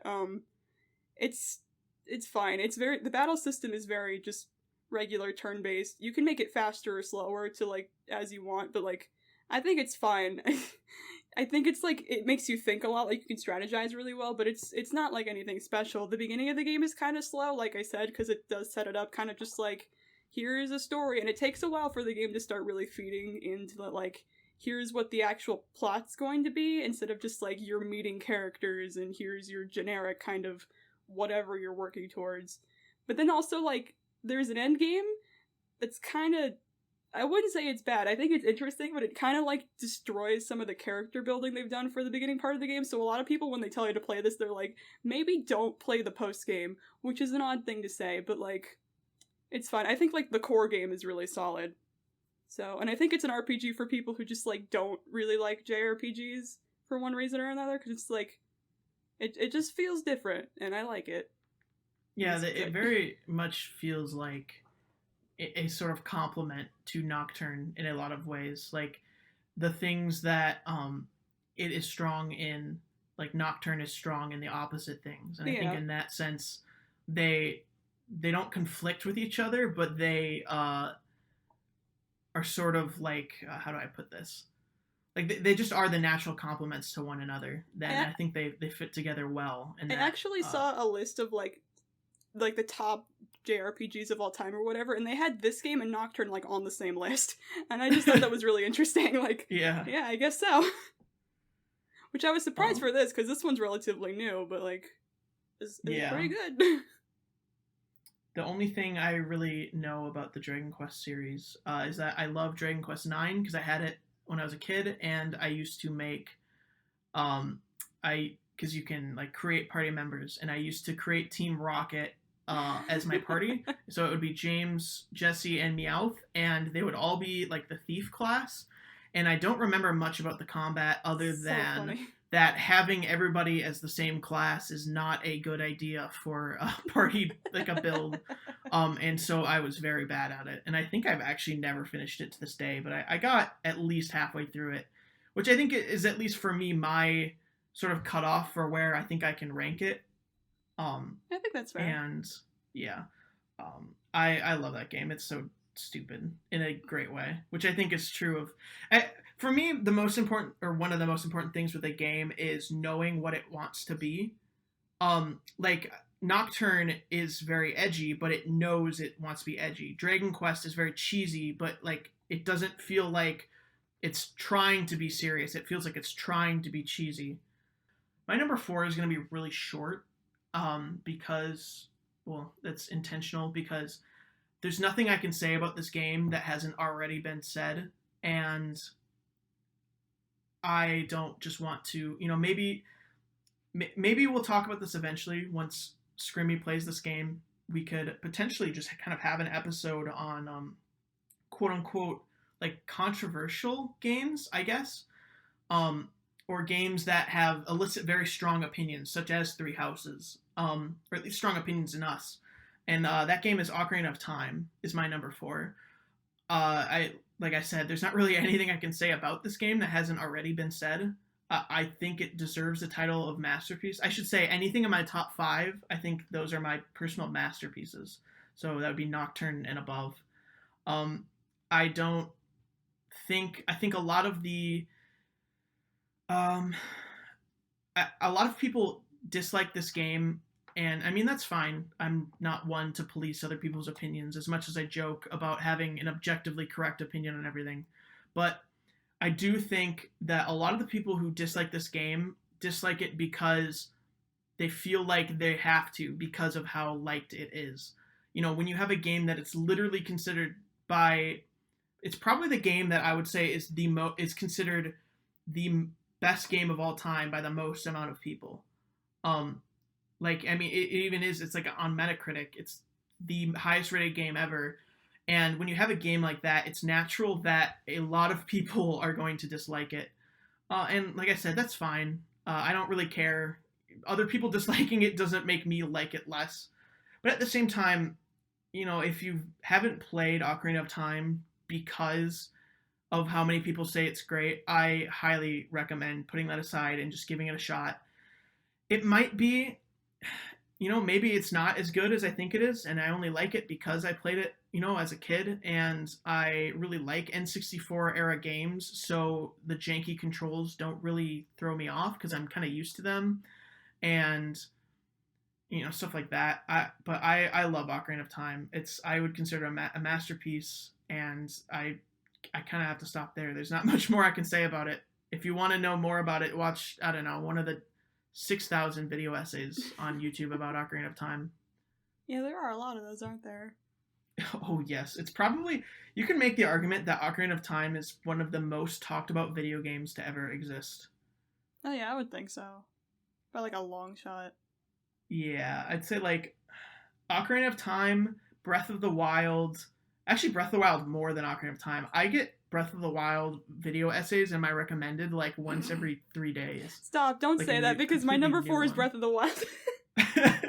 Well, I'm about to write that video essay, baby. I mean, yeah, it's like, what am I gonna say about this? I just like it. It is funny, though, that like, when I got this, I think it was the week of my senior trip, and I did not enjoy my senior trip because I didn't enjoy my school, so basically the entire time it was just like me sitting in like the group house with my Switch like jammed in the corner and my one gamer friend just sort of like hovering over my shoulder trying to stare at it, trying to see what I was doing. It's just fun. I don't know. I like doing the random shit more than like the actual plot. I mean, I think the plot is really nice and I like the 4 major characters, but for the most part, whenever I boot it up, it's just for like the atmosphere of running around. I've been wanting a game that lets you explore and climb things and also make food. And also, I like the bomb fishing. I just think that's funny. But for some reason, making food, like actually putting together ingredients to like make different meals is a thing that I want in like every exploration game, and I can't put my finger on why I'm so obsessed with it. I don't even cook very much. I don't enjoy it. It's just like I want cooking mechanics in my game where you forage for food and then you make it because it's interesting. It's not. I do it anyway. I think it's great. I really like combination systems in games where you can mix two items to get a different item. Like Monster Hunter used to do that. It still technically exists, but it's much cut down. I'm playing Dino Crisis right now on stream, twitch.tv/LouTyrannus. And like that game has something similar to it, and I think Breath of the Wild's cooking system is practically identical to that. I will say also I have this on my list somewhere as well, so we can talk about it more when we get to there. It's just it's just like it's a good game. End of my analysis. I enjoyed it. That's what you say that like your top 5 are like your masterpieces. I don't even know if I'd call maybe one of these a masterpiece, but it's just like they're here because I like them and I have strong feelings for them. I wouldn't even say they're like games of all time. It's just like I know what I like, and that's it. No, yeah, fair. I should clarify, when I say masterpiece, I don't mean like, oh, it's objectively a masterpiece. If you disagree, then you're objectively wrong. It's just, to me, when I think of a masterpiece in my head, like these 5 games are probably the ones that come up to me. Yeah. So I'll go into my number 3. My number 3 is Animal Crossing New Leaf. Yay! I fucking love New Leaf. I honestly don't have that much to say about this game. So I know I said I wanted to go more into my top 3, but I'm a liar. What do you even say about Animal Crossing? It's like it's Animal Crossing. it's honestly even harder to explain why I like Animal Crossing than it is to explain why I like a game such as like Nocturne or Skyward Sword that just completely fly against like game conventions. Animal Crossing is a game about doing chores, and I fucking love it. I don't know why. I really like a lot of sort of item management simulator tycoon kind of games like The Sims or Zoo Tycoon or Roller Coaster Tycoon.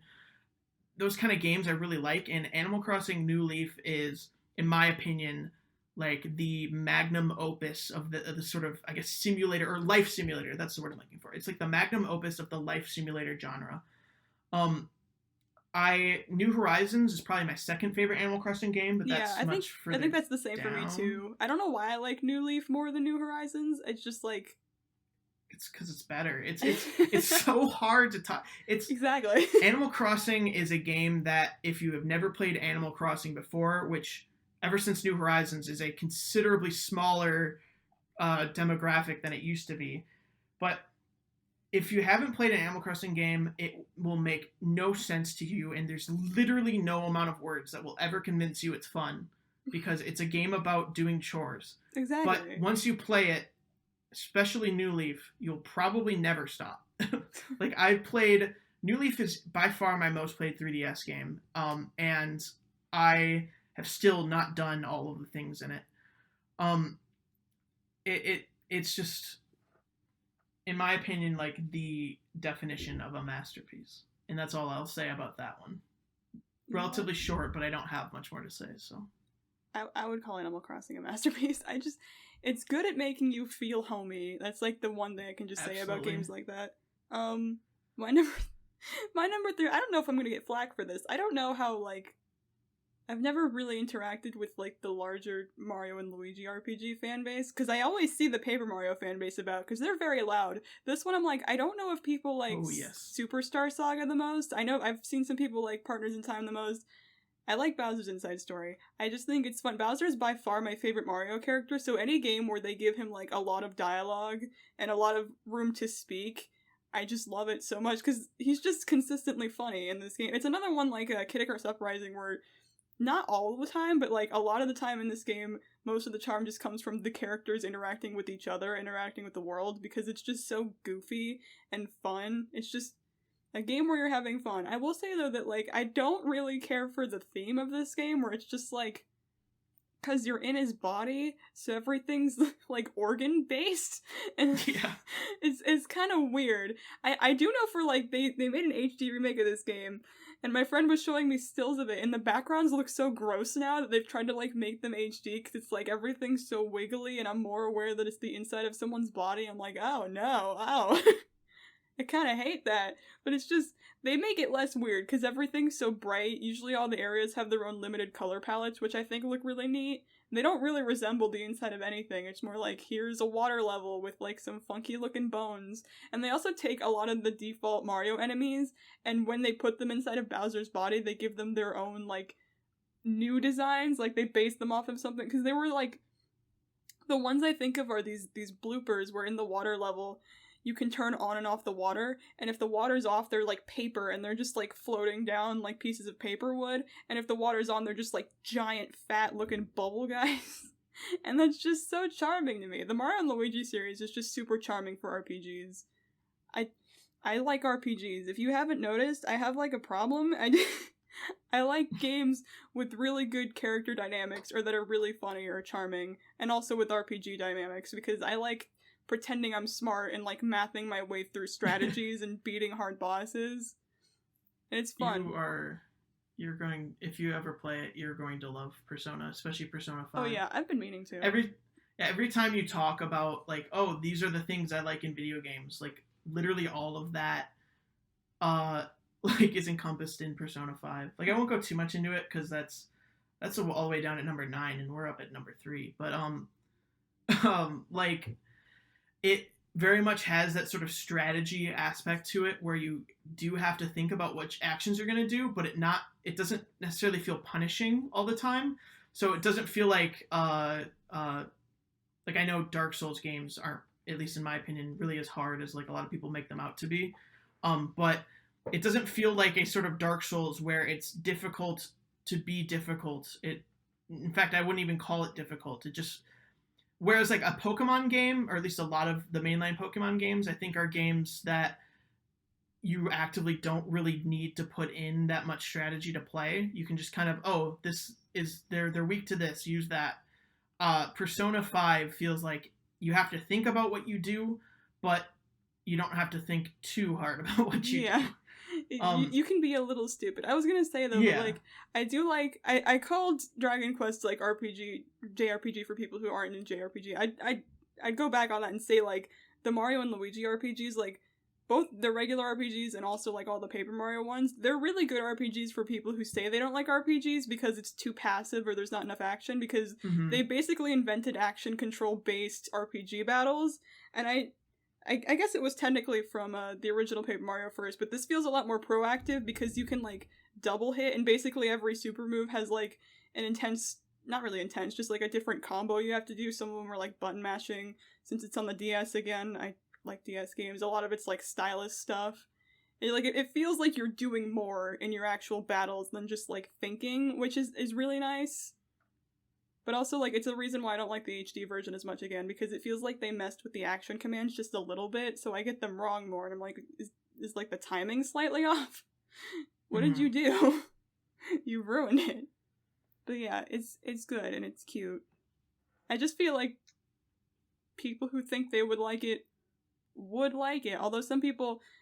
I do really like Superstar Saga, which is a lot lower on my list. Partners in Time has, like, a weird, like, 4-button control, because you control 4 different characters in battle at once, which I never really got the hang of, but I can see why people would like it. And Dream Team's a little bit off. And we don't talk about whatever the fuck Paper Jam was. So... and that's I have only played Bowser's Inside Story, and I played it when I was, like, I don't even remember how old, but I liked it as a kid. I don't know if I'd like it as much nowadays, but... I do appreciate it. My number 2 is The Legend of Zelda: Twilight Princess. This was the game I would say defined me, like, growing up. Like, I think a lot of people had that game that they always played as a kid.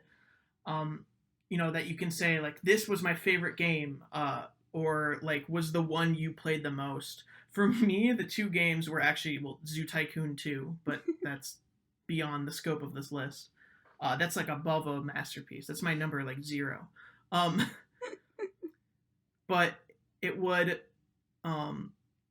be Zoo Tycoon 2 and Twilight Princess were the 2 games that I just played, like, nonstop. And Twilight Princess, I've technically never finished, despite having played it so much, because when I was a kid, I got to the part where you get the Dominion Rod and you have to go collect the I forget what they're called, but you have to essentially like learn the language of the Oka, who are like these sky people, in order to get there. And the guy who tells you what you have to do only tells you once, and he never explains it again. And because I have ADHD, I immediately forgot what I had to do, and I didn't understand the concept of using walkthroughs yet. Like, it just didn't click to me that I could just go to the internet and it would tell me what to do. So I just got completely stuck. And I've revisited the game a bunch of times, but I have a tendency to play a lot of games and finish very few, which is good for variety, but not good for sort of like understanding the complete experience. But I know the ending very well. I've seen it multiple times. I know way more about Zelda games than I probably should. But Twilight Princess is one of those games that I think is probably higher than it deserves to be, purely for the role it took in my life, as a game that defined who I am in a lot of ways. So that's my number 2. Like I said, because way to rank them. Yeah, because it is so personal. I don't really have that much to say about like, oh, its game design is perfect because of this or whatever, other than it just I couldn't put it anywhere below at least the top 3 for me. You can make an argument to switch it with New Leaf, but honestly I think New Leaf played an equal it took up an equal amount of my like childhood time, although I'd say New Leaf was to my preteen years as Twilight Princess was to my like 12 and under years, if that makes sense. Yeah, I think it does. Yeah, so I love that game. Maybe I'll stream it at some point to actually fucking finish what is my second favorite game of all time, because I'm a fake fan. But I love it. Twilight Princess and Ocarina of Time were like the 2 games I'd say I consider my first games. Ocarina of Time was my first game ever. Twilight Princess was my first favorite game ever, if that'll make sense. If that makes sense. But I think it does. That's my number 2. Okay, mine is... I feel almost afraid to say it. Because you said you had all the controversial ones. I don't... No, I do know how controversial this is, at least in terms of a different game, because I have Final Fantasy IV, which I think colloquially... Wow, I don't know how to say that word colloquially, was Final Fantasy II for a while. But Final Fantasy IV, and I have Final Fantasy VI lower on this list. Not a whole bunch lower, I don't think. I like them both a lot. A lot of people tend to say that, like, I usually hear that 6 and 7 are the masterpieces, and I'm about to get myself doxxed by saying that I keep trying to start 7, and I feel like it's one of those very of its time games, because it has a lot of strange minigames in it that I can't really get on board with, so I don't feel like I like it as much. But I'm not talking about that. Please don't kill me for saying anything bad about Final Fantasy VII. Oh my god. Please, I won't survive. But 4 was... This is kind of weird to say. When I was in high school, I had an emulator. I'm gonna get arrested for this. I had an emulator on my flash drive that my friend gave me. And it came with... I think it came with Final Fantasies 4 and 6. And a couple of the Metroid games. And Pokemon, like, Fire Red. And like Emerald or something weird, and I don't know why I picked it up one day. I think it was just for something to do, because I had it in my study hall and I needed things to do that wasn't pay attention, so I started it. It is one of those very kind of cliche JRPGs where it's kind of macabre. You're a knight. You actually start as one of the villains, which I think is very interesting. You start, I think, is what they call like a dark knight. Like, they make it very obvious that like your power is dark, and like your best friend Kain. And I think that's where they started, like, the Dragoon thing for Final Fantasy. You guys work for, like, a corrupt king, and you're stealing crystals from all these smaller kingdoms. The game starts with you, like, walking into a room and stealing a crystal and, like, killing 2 people and, like, walking out. Wow, you really are the evil one of the 2 of us. I love being dastardly and evil and fucked up. But the game, like... a lot of, I wouldn't say like it has a lot of character beat moments. It sort of does, but it's not very deep because it is a very old game. So a lot of older RPG type things in JRPGs, they don't like, they're not super intense on the character moments, but it starts and like you're trying to collect all these crystals for your king. I don't even know if they say earlier, like very early, why you need them, but they wind up telling you to like go to this small town and bring this ring. So you take it over there and you walk into the town and you find out that the ring's actually a bomb. So you blow up an entire town and you watch a small child mourn her dying mother and then like get so mad at you that she summons a beast that like rips the world in half or something. It's a lot very early because your characters has to come to terms with like, oh god, am I the bad guy? Am I just like murdering children? So there's that. I can't even pin down why I like it because the battle system, I think I just like old Final Fantasy battle systems a lot more where it's like real-time battle and it's just a lot of menus that you have to keep track of very quickly and like super high HP counts. It's very like an acquired taste, I think, just because like if you don't like JRPGs, that would be like the reason why you don't like it, because it's just menus. Yeah. Just boring looking menus and like little pixels doing barely any movement. But I think the story is interesting. I like a lot of the characters, even though like they're not super characterized. Like what they do give is pretty great. I like Sid a lot. Sid's like a recurring character in Final Fantasy, but I think I like his appearance in 4 the most because he shows up as kind of like a wacky mechanic uncle type, and him in battle is just kind of funny because he's got like wrenches instead of like actual moves. I don't think they let you keep him for very long, but because a lot of the characters like come and go in your party and then they leave and they get lost and you have to come find them later, and it all culminates with like the end of the game where you can go back and pick up characters and basically like choose what your team of 5 is based on like these 15 characters they've left you with. And I just think that's neat. But also like the pixel art in that game is very impressive. I played the SNES version, and sometimes I just go look at the old pixel art for all the enemies, and it's like paintings out of pixels. I have no idea how they managed it. I would love to like play that game on my CRT and see how it was meant to look on those old TVs, because even just like as the very sharp pixels, it looks gorgeous, but like to see it like blurred together from like what the design is meant to look like, oh my god.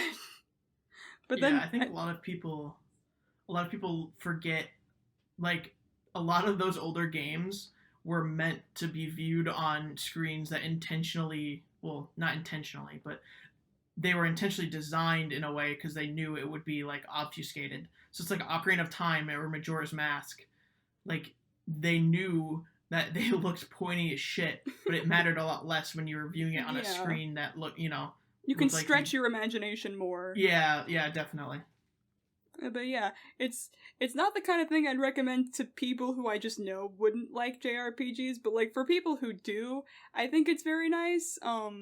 It's just a lot more tropey, because I think the reason why people like 6 a lot more, because that's a lot more of like a build your own party kind of Final Fantasy game than this is, and then like the themes are a lot different, and the reason why people like 7 is for like the plot. I know like the plot of that one's like really solid, but this is just like, I like it. It's the one I think is the easiest to go back through and play over and over again, because it doesn't feel super long, and it's not like, it is pretty difficult, but I wouldn't consider it like so hard you couldn't beat it on like a first try, even if like some of the overworld enemies become like mid bosses at some point. But it's like, it's just good. It's just good. This is my review. It's just good. Yeah, I know. I like how I thought, like, oh, our top 3, you know, we're going to want to go into those the most. And I feel like for us, both of our, like, number 3 and number 2 have just been, it's good. I can't really explain why, but it is. Just trust me. There were smarter people than me who could talk about Final Fantasy forever, but I feel like I couldn't do it justice if I tried, because I know people have talked about Final Fantasies to death, like, as much as they've talked about, like, Ocarina of Time. So... Yeah. Yeah, Final Fantasy VII is probably comparable to Ocarina of Time, is like one of the most discussed games ever. So now I'll go into my number 1, which is, as our more astute listeners will probably have noticed, if you've been paying attention, is in fact The Legend of Zelda Breath of the Wild. Woo. I did mention it's on my list, and it's the only game I haven't talked about yet, so... I figured we could kind of both talk about it a little bit because it was your number 4, and I I didn't want to repeat ourselves too much, which is why I kind of cut you off. Breath of the Wild, I'll start off by saying, and I feel like I'm being such a pretentious dick when I say this, but just to like add context, I have 100% of the game on master mode because I loved it so much, and I never once grew sick of it. Like I know most people who have attempted to get all 900 Koroks, which is probably one of the most infamous video game collectibles, have said like, oh, this game was not meant to be 100%ed. And you'll start to hate it because there's so many collectibles. It just wasn't meant to be. And while I do agree that it wasn't designed with the intention of collecting literally everything. I personally love that game enough that I never grew sick of it. Even when I was down to those last 19 Koroks that I just could not find, I would never complain about playing that game. It has easily the best open world that has ever existed in a video game ever. It has a sense of scale that doesn't feel like it is there to sell more copies. Like when you're at the beginning of the game and you don't have any fast travel points, it never feels like the game is big in order to sell copies. It feels like it's big in order to make you feel small in a world that is daunting in an amazing way. Just like the feeling of, like, I remember the very first time I ever came across the Hateno field and the Hateno, what's it called? Fort Hateno. And there's all the dead, like, destroyed guardians outside. And they're all covered in moss, and there's an NPC there who tells you about a fallen knight who died there and is essentially on a pilgrimage to pay his respects. And you kind of slowly put the pieces together with the environmental storytelling, and you can it's just, in my opinion, it's like probably some of the best storytelling in a video game, which is sort of ironic, I guess. Yeah, it's kind of ironic considering that Breath of the Wild is considered to be like the least story-driven Zelda game. Like its story is one of the things that is consistently criticized. And while I do think it's light on plot, I would never say it's light on story, because everywhere you go in that game has story to it. Like the Lanayru Promenade, just exploring it, and you can notice the architecture is like identical to the architecture in Skyloft and the Ancient Hylians, and just sort of trying to piece together the culture and the mythology of the universe is something that I love doing. One of the things I love about the Zelda franchise is very similar to what I said about like Three Houses, in that its lore is presented through the perspective of that time period and those people. So like you don't go to a random NPC who then tells you all about every single king that has ever ruled in Hyrule or whatever. Like I think a lot of RPGs are guilty of, or not even RPGs, a lot of like just adventure open world games are guilty of just telling you the lore. Like literally, no shade on anyone who loves this game, but Final Fantasy 15 has a fucking lore tutorial. Yeah, oh my god. Where you literally just read about the lore and rather than teaching you about it. Whereas like in like for example, the Triforce is barely, it's not even barely, it's completely absent from the plot of that game, which is weird considering it's probably the most defining relic of sort of that franchise, maybe next to the Master Sword, depending on who you ask. But you can see subtle references to it, like in architecture and in legend and in fashion. Like it's just little things of like, oh, the Triforce is something that's been lost to legend and has been interpreted as this like intrinsic power that the royal family just has. Because it seems like Zelda has the Triforce in some fashion. And also just, it feels So like I've noticed recently I have a tendency to like post-apocalyptic media. I kind of for a while thought I disliked it, but then I realized it's really more like dystopias I think I've grown tired of. But I still think Breath of the Wild probably does post-apocalypse the best out of any game because it's clear these people are living in this world and are just used to the way it is, and to them it's not post-apocalypse because they're still living and surviving and thriving just fine. And like there's just the subtle details of how every village that is inhabited is near the edges of the map because the center, like the closer you get to the center of the map is the closer to the literal calamity. And just like the feeling of because you can go fight Ganon at any time, which seems like a gimmicky praise. Like it seems like something like, oh, the map is huge and it'll take 12 million years to find literally everything, which can be like something that they only put in the game for marketing. Being able to kill the final boss from the very beginning seems like one of those sort of gimmicks, but in my opinion, it is intrinsic to what makes that game great because everything you do in Breath of the Wild, you're doing because you want to.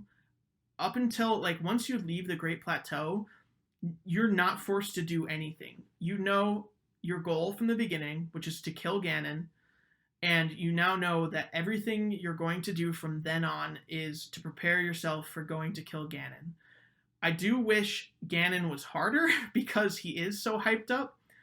And I think that it would have been even more, I think it would have helped the game a lot to have Ganon be very, very difficult because the entire game revolves around killing him, and it would make doing things in the overworld feel more impactful because you feel like you need to do it to prepare to fight Ganon. It kind of does. Sorry if I can interrupt you. I just know if no, you're good. If you like rush to go fight Ganon immediately, you have to fight all 4 blights and then go fight Ganon with like your worse weapons, less hearts. I think that's more of the point because I always kind of like the fact that like if you do the story stuff that it wants you to, it gives you like it makes the final boss easier because that was kind of the point where it's like all of these machines were supposed to be of help to you so you didn't have to do it alone. I kind of like that. I'm also just sort of bad at the combat in that game anyway, so it was appreciated.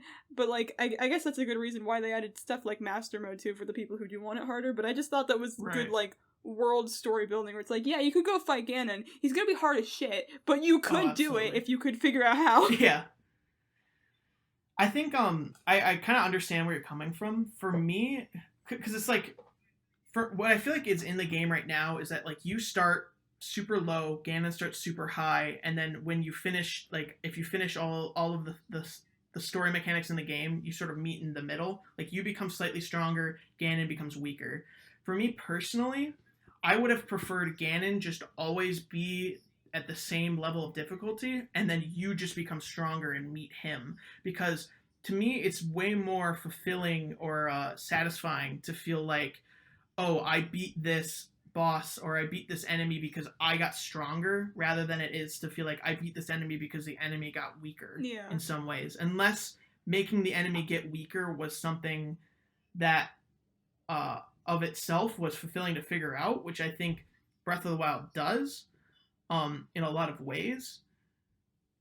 I still personally would have preferred, like, them not just kind of arbitrarily make him easier. But at the same time, it's not horrible. It's more just kind of like, pretty much everyone who plays that game is going to do all the story quests. And so I feel like that should have been the baseline for balancing of that boss. And it feels almost like the baseline of balancing was that you would leave out some of the dungeons, which is, I don't know if they actually thought people would, or if they did think most people would do all of the dungeons, but I personally would have preferred it to be a little harder. I'm also not a huge fan of Dark Beast Ganon, like the Dark Beast Ganon fight. Oh yeah, because I get that it's supposed to be spectacle, and that's fine, but at least for me, like when I first fought Ganon, and I was like, that was kind of easier than I thought it was going to be, and then suddenly, Dark Beast Ganon appears. I was like, oh, that was like the fake boss. This is like the real one now. Like, this is like for real. And then it just ended up being shoot the glowy I've never liked that in any video game, even if it is spectacle. It's like, Yeah. So, yeah, those are a lot of my thoughts on Breath of the Wild. A masterpiece of environmental storytelling and open worlds. I have some issues with the item management, too, because it's way too easy to just kind of mash potions. But literally the thing is, you complain way more about things you like than things you dislike. Oh, yeah, for sure. Because, things you like, you want to be really good and you want to be better.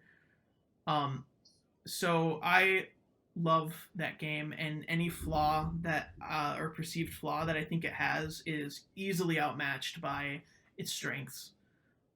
And if you haven't played it, I highly recommend you do. And that'll be the end of my top 10 list. I think it was very nice. Thank you. I liked your analysis of Breath of the Wild. I could tell you really liked it, which is a good quality. I've played probably over or around 800 hours of that game. I have a problem.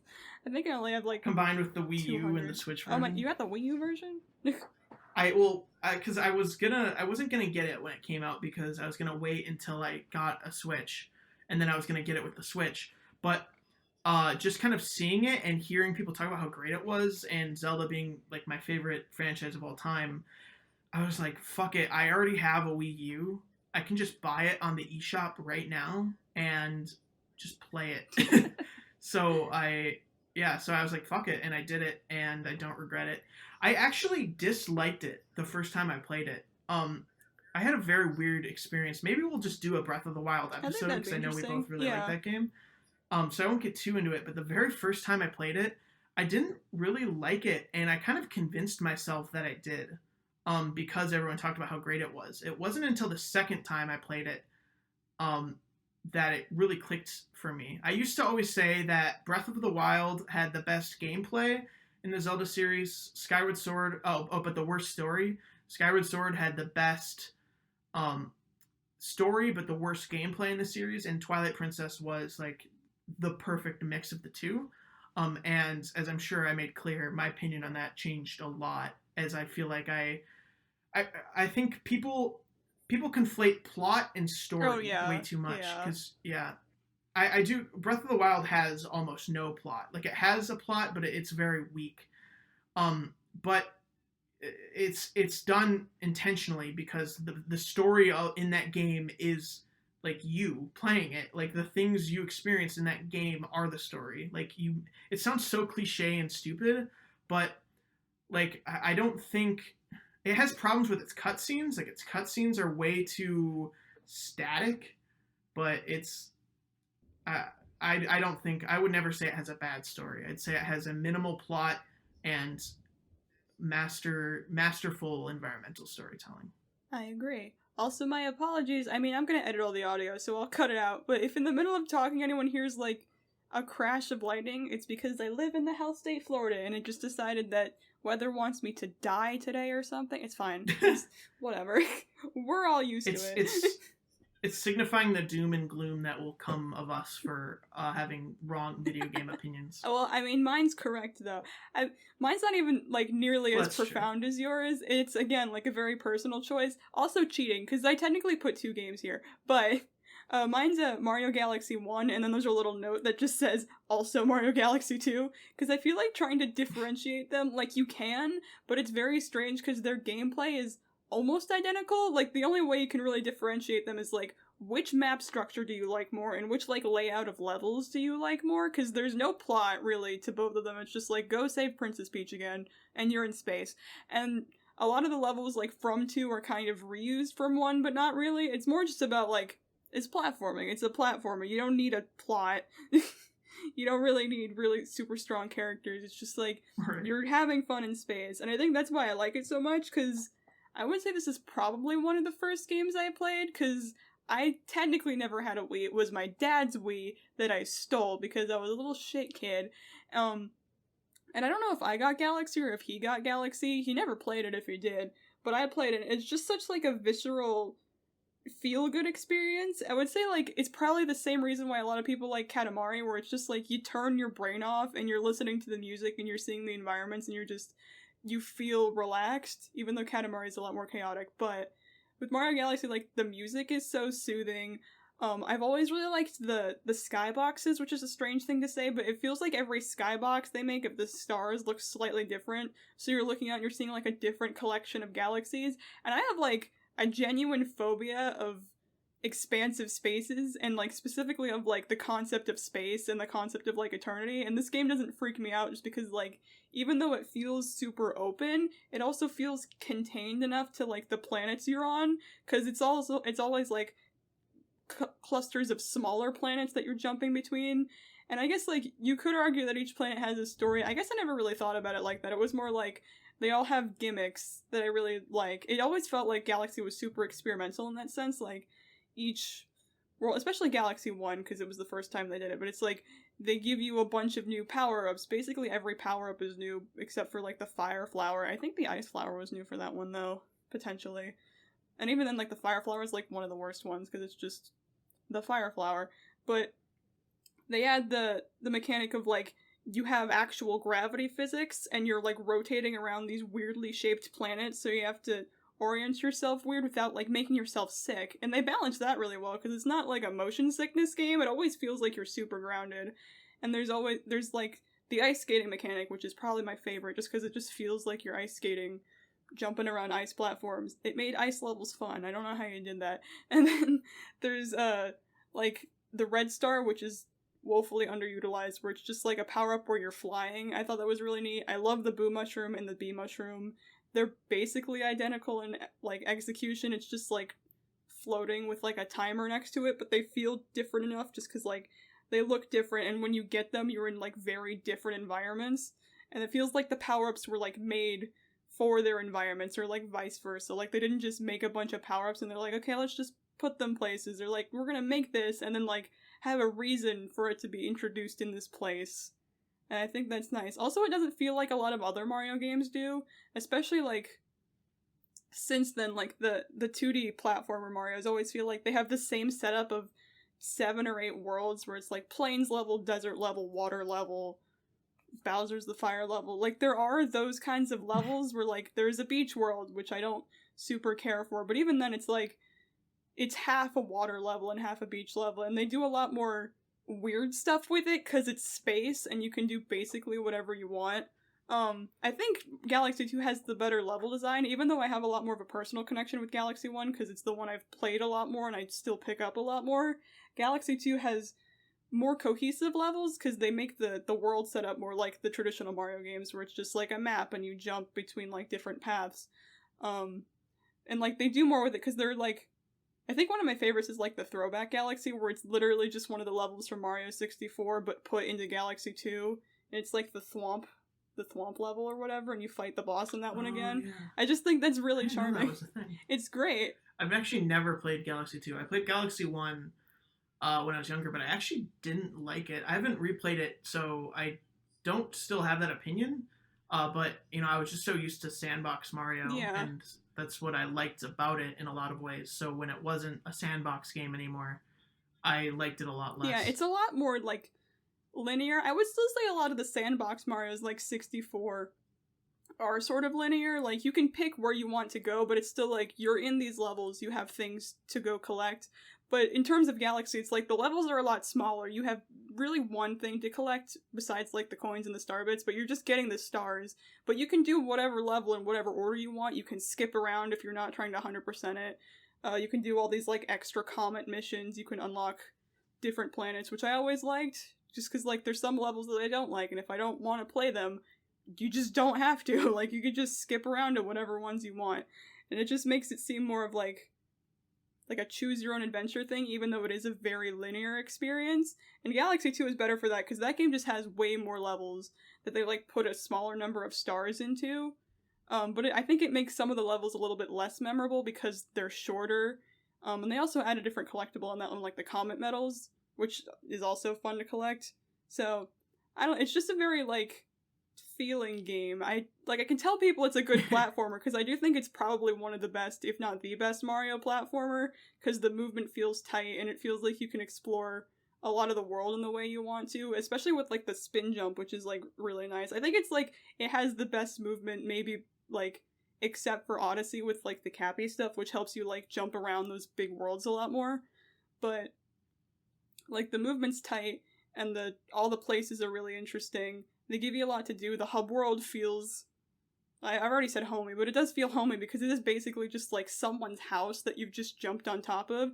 So there's, like, the bedroom and the bathroom, and you have, like, a little garden area where, like, you find these planets, and Rosalina's just like, yeah, this is just, like, my flying house. Like, you can just stay here. I think that's why I don't like the face ship in the second game as much, because it's just, like, here's a spaceship that looks like your face. Like, I never feel compelled to walk around that hub, like, ever, because it's super small and you can't really get anything from it, but, like, the hub world in Galaxy 1, you can find all these, like, small items, or you can, like, talk to Rosalina, or you can just, like, look out. You can, like, jump off the side and the game will just be like, stop trying to do that. I always do that. I just love picking up, like, the power-ups that they give you on the hub world and just, like, floating around it absently and just, like, looking at the background. It's just like, I'm having a good time. It's not hard. It's not a difficult game. I don't have to turn my brain on. It's just more like, I'm here to enjoy myself. And I feel like I can't even... go ahead. Yeah, it knows what it wants to be, like we were saying. I feel like I couldn't even describe, like, the feeling it makes me feel, because I do, like, associate it a lot with just, like, when I was, like, 11 or 12, sitting in my living room, like, it does make me feel very in the moment and, like, appreciative of life, which is kind of cheesy, but it's just one of those things where it's, like, it's so pleasant to me that it just makes me feel good about basically everything else because it exists. Because it's just just nice. I don't have anything profound to say about it besides that it's just like, it just makes me feel so nice. And I love games where you can turn your brain off, because I feel like a lot of people complain that, like, some games are too easy or whatever, but it's like, I like when games are kind of easy and you can, like, memorize the movement of them a lot, so you can just go back over them. Because this is why I stream this game a lot, is just because it's like, it's a game that I know so well and that's so, like, low difficulty level that I can just play it and, like, talk about whatever, and it feels like I don't have to split my brain for anything. And it's just nice. It's just nice. I say that about all games. It's just nice. Game of all time. It does make me upset that Odyssey wasn't, like, a Galaxy 3. I have problems with Odyssey, but, like, it was pretty good, but it doesn't invoke these feelings in me, unfortunately. I wanted it to so bad. It's, well, we now officially know the two best games of all time are Breath of the Wild and Mario Galaxy. Hooray!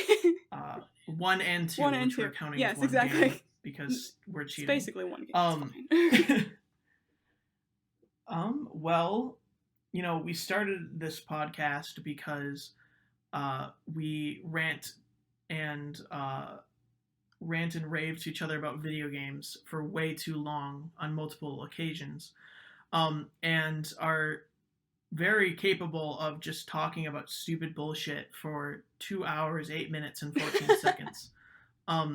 And so because of that, we don't even have time to talk about the second half of what we were going to talk about, which is just kind of our gaming journeys, so to speak.